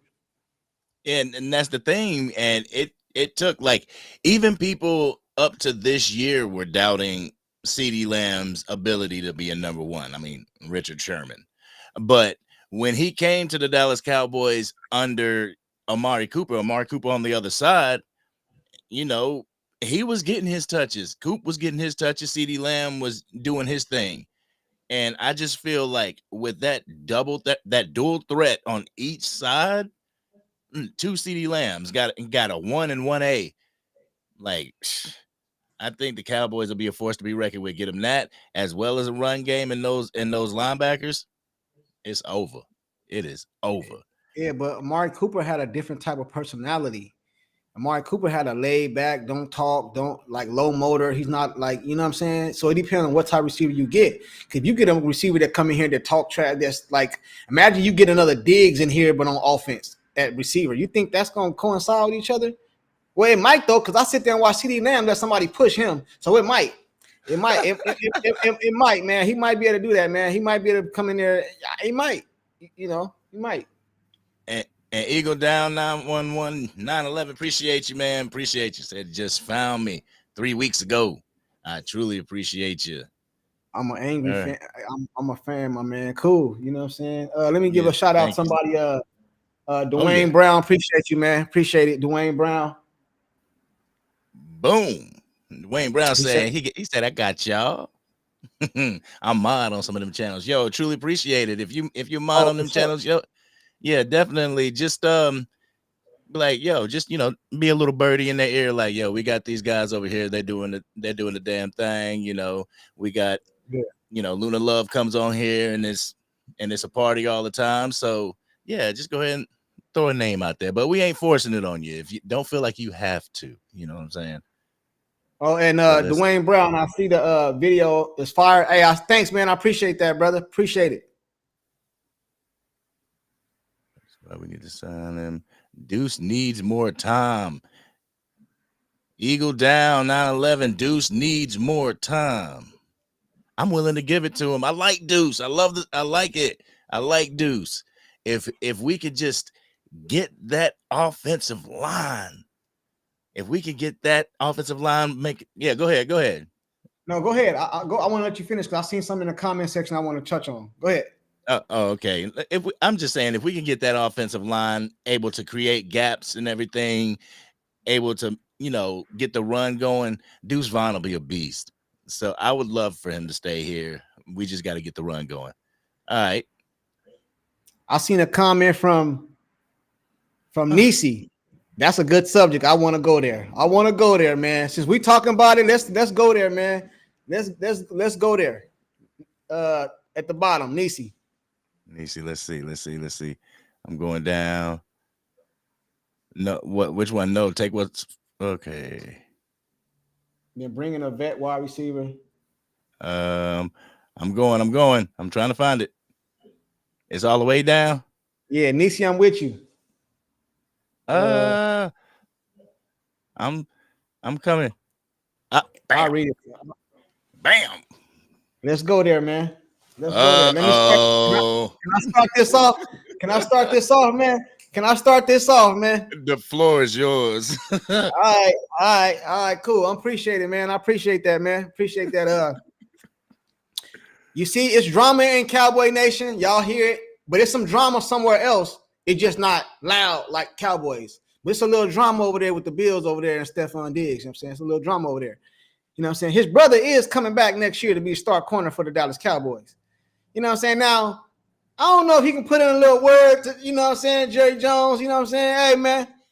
Hey, my bro, because it's a couple teams in the NFL the brothers play on, you know. Hey, Jerry, go on up over there, man.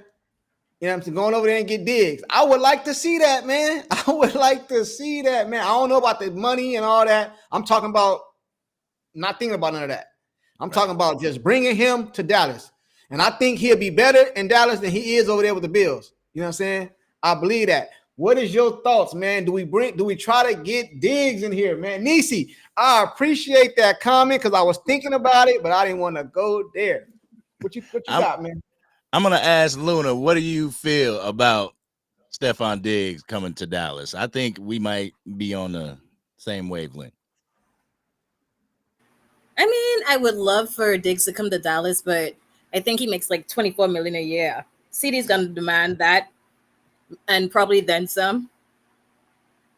Probably I don't know 30. if Dallas would have to pick up his contract and trade probably.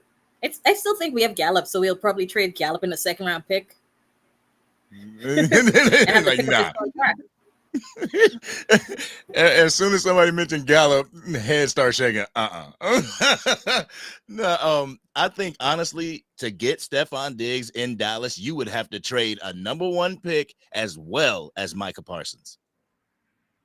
We want Micah Parsons. Nah, because you didn't play good that season. Your stats don't say you was number 1 receiver this season. So we got to go off film. Like, we know what your name say, but what did you do this year on tape? So this year on tape, you wasn't Stephon Diggs. You was just receiver. You know what I mean? You wasn't, you know what I'm saying? We got to go off your tape, bro. You know what I'm saying? So we trying to, and you know how Jerry, we bring you to Dallas. You're going to be a star. You're going to get the star on your helmet. You know, you got your brother over here. You can hang out with your brother. Y'all can go, you know what I'm saying? So he might need to come down a little bit. Send Gallup over there with a few little pieces and you know what I'm saying? Send Gallup, Lewis, and another piece and send us Diggs, man.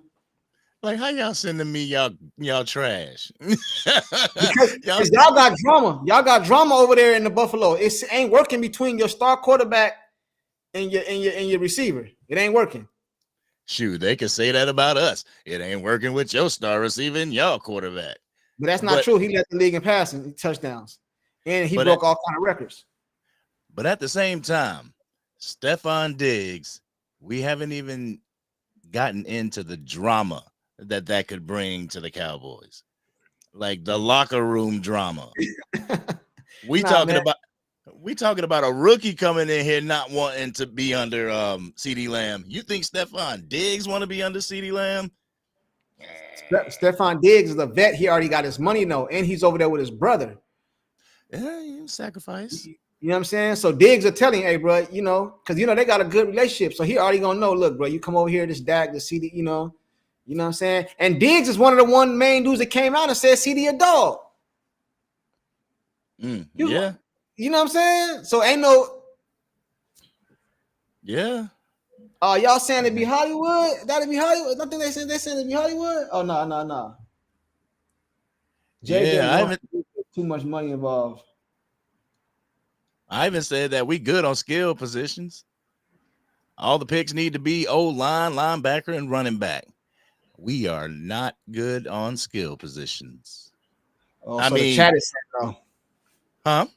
The chat is saying no. Saying no to what? Diggs is saying no. See? Nope. That's a negative. Nope. I don't think that we're set on skill positions because we need another receiver. Brandon Cooks, great. He's good. He's good. Michael Gallup is not. We don't have a wide receiver too. We need somebody on that other side that is as much as a threat as CeeDee Lamb. You know, we need somebody to where if they take CeeDee Lamb out of the game, the defense still has to account for somebody else because they just said, we'll double CD and make it hard for you. I don't think we're good at skill positions right now. I mean, we do have some dogs at some, though. The offense, I wouldn't touch the offense too much, though, to be honest with you. other than the offensive line. I wouldn't touch it too much. Gallup wouldn't be here. I got my tight ends in place. Gallup wouldn't be here. I'll keep Cooks, bring in another wide receiver, and we straight there. Running back, we good there. I wouldn't do too much on the offense side of the ball. Ooh, an old friend of the Cowboys. The dice can be great weapons like Cole Beasley, used in the passing game. Can be used in the passing game more. Can be a great threat. The dice. Who's the dice? I don't know who the dice is either. Are you talking about Deuce or? Because the dice, I don't know who that is. Me neither. You talking about 11? I don't know who that is. Unless you're talking about a little flanker, little slot receiver. I don't know who you're talking about though. Oh, are we feuding in the chats? Come on, y'all. Come on, y'all. We ain't gonna have no trolling in here. It's all love. It's all Cowboys conversation. Classic Cowboy conversation. That's it. Let's see what else we got up in here before we head up out. Oh, he said Deuce. Oh, he said Deuce. Yeah, he said Deuce. I think that's who he's returning for. He said Dice. Yeah. Okay. All right. Let's see. He'll tell CD, you better not have your mama posting nothing about me or my quarterback. Yeah, that's what I'm saying. I mean, as a parent, I understand. You know, I've said this in a video. I get it. You know, I get it.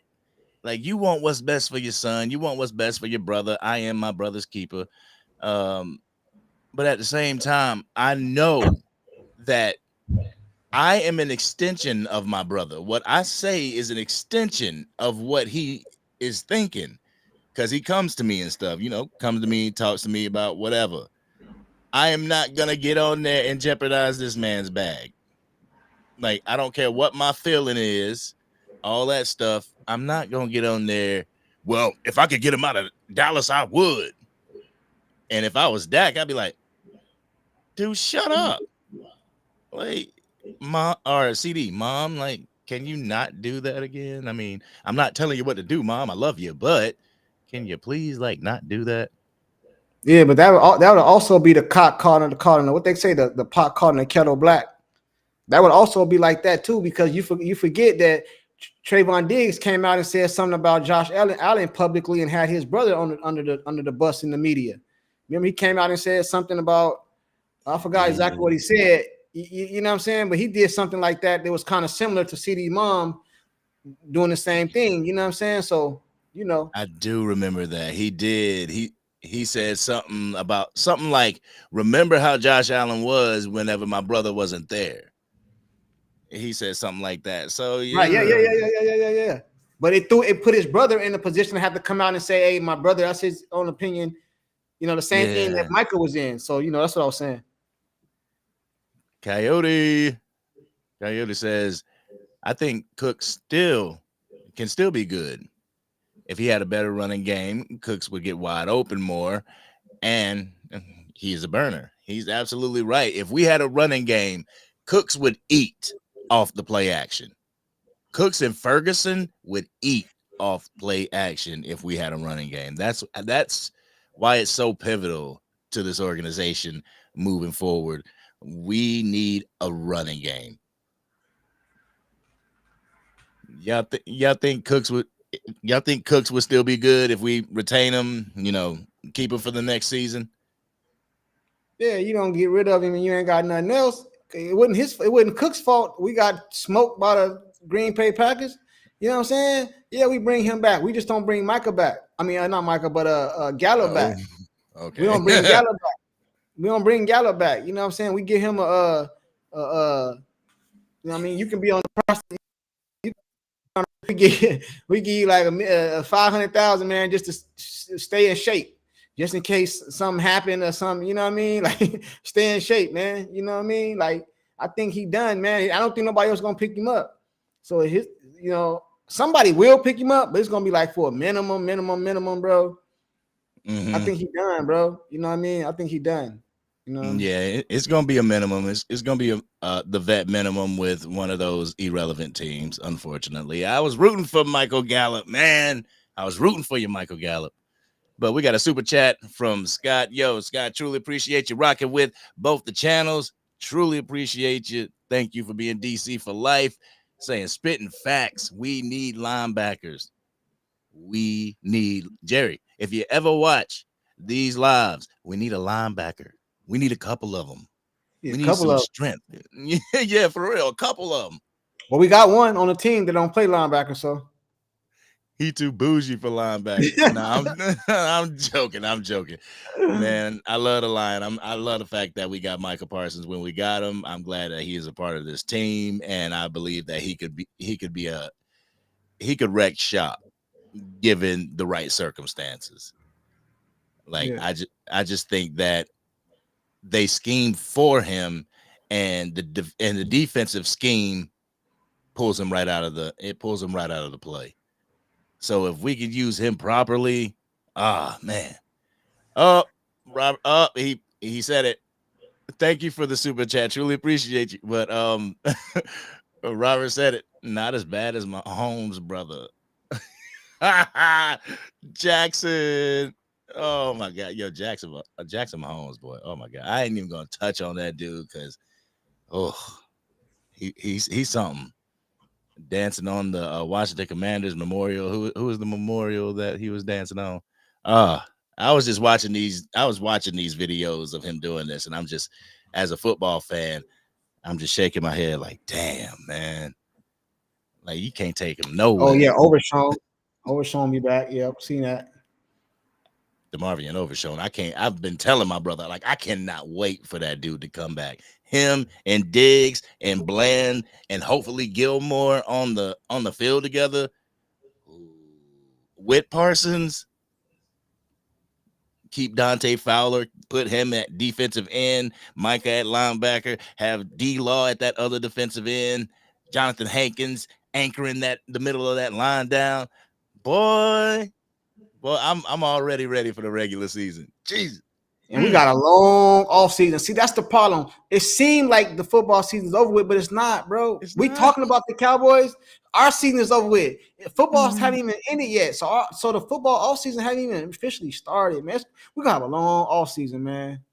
We're gonna have a long off season. It's gonna be bad, man. It's gonna be bad. So Luna, I got a question for you. I'm here.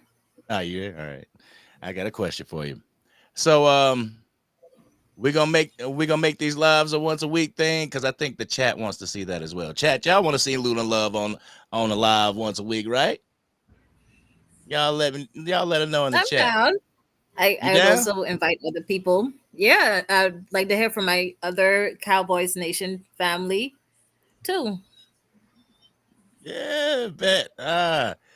Hey, and Nisi, if you holding out on that Cowboy content, press that link. We want you on here too. Yeah, Nisi be everywhere. I be seeing Nisi everywhere. She know her stuff though.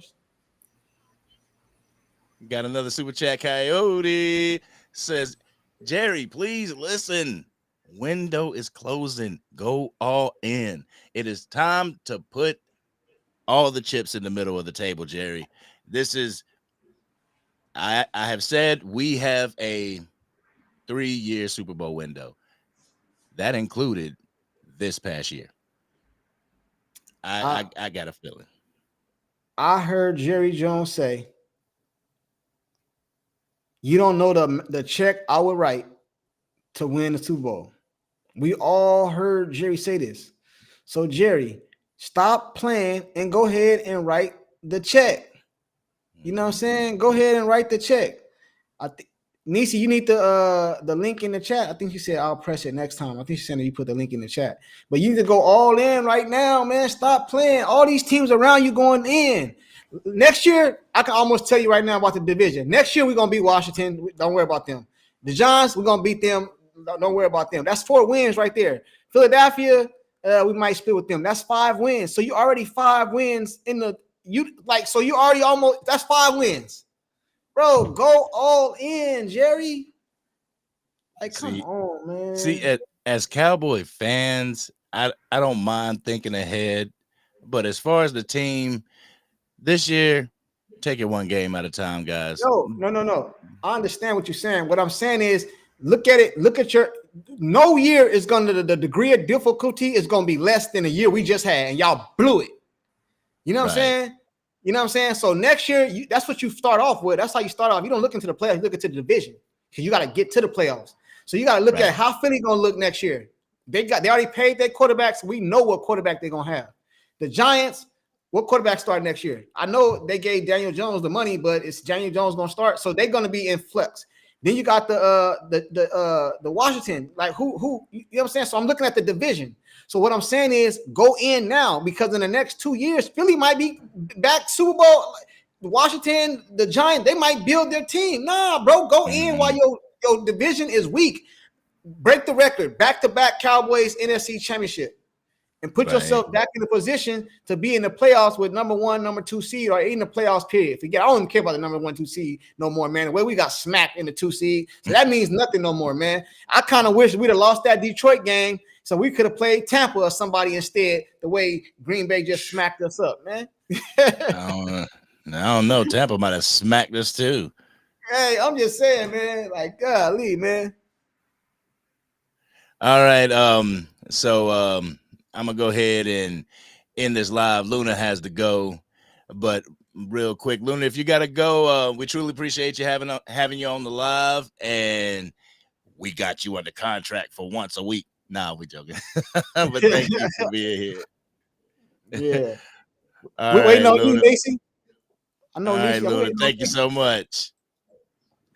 All right, that was Luna Love, man. I love having her on here, man. She has that dope football knowledge. And Nisi, you go come on here and have that dope football knowledge. Bring it to the ACF family as well as the Sports Junkies. And Coyote, thank you for the super chat. You are truly right. Jerry needs to listen.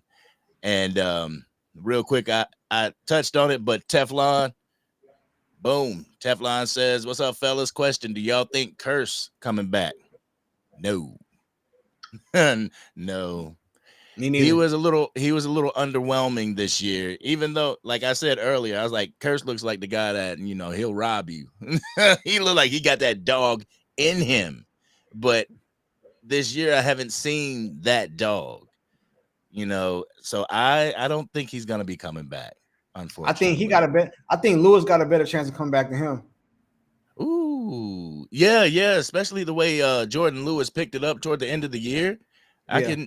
I can see them retaining him, and unfortunately, if they retain Jordan Lewis, they're gonna let go of Gilmore. Nah, you don't think so? Nah, we got depth. That'll be Diggs, Bland, Gilmore, and Lewis. Yeah, I think we keep all of them. We got depth at position. You know what I'm saying? Lewis will be coming in as backup, though. Bland will move back into the slot. You have Gilmore on that side, and you have Diggs on the other side. Yeah, D'Angelo Brown. D'Angelo Brown put me onto it. He was like, not the actual schedule, but who we're playing is already out. And he says we face the AFC North this year, plus the Niners and the Saints and the Baltimore Ravens. I remember the Baltimore Ravens being on there. So we got a schedule this year. Yeah, that's why we got to run through our division. That's why I said that. So the time is now to go ahead and go all in, run through your division while your division is weak. Your division will always be weak. Other teams is trying to get better too. You know what I mean? You know how we gonna go all in. You know how we see somebody, we've seen that, right? Mm-hmm. We've seen how we do that. For the Philadelphia, he don't be waiting. Somebody out there, he go get him. Right, for real.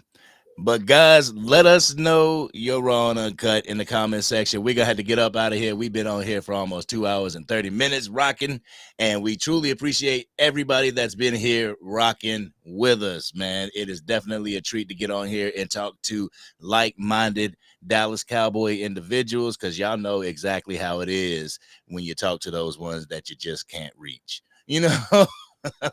But yo, let them know where they can find you if they don't know. Hey, Sports Junkie YouTube channel is spelled just like that, man. Sports Junkie. Hit me on YouTube. Check out that content. Appreciate it.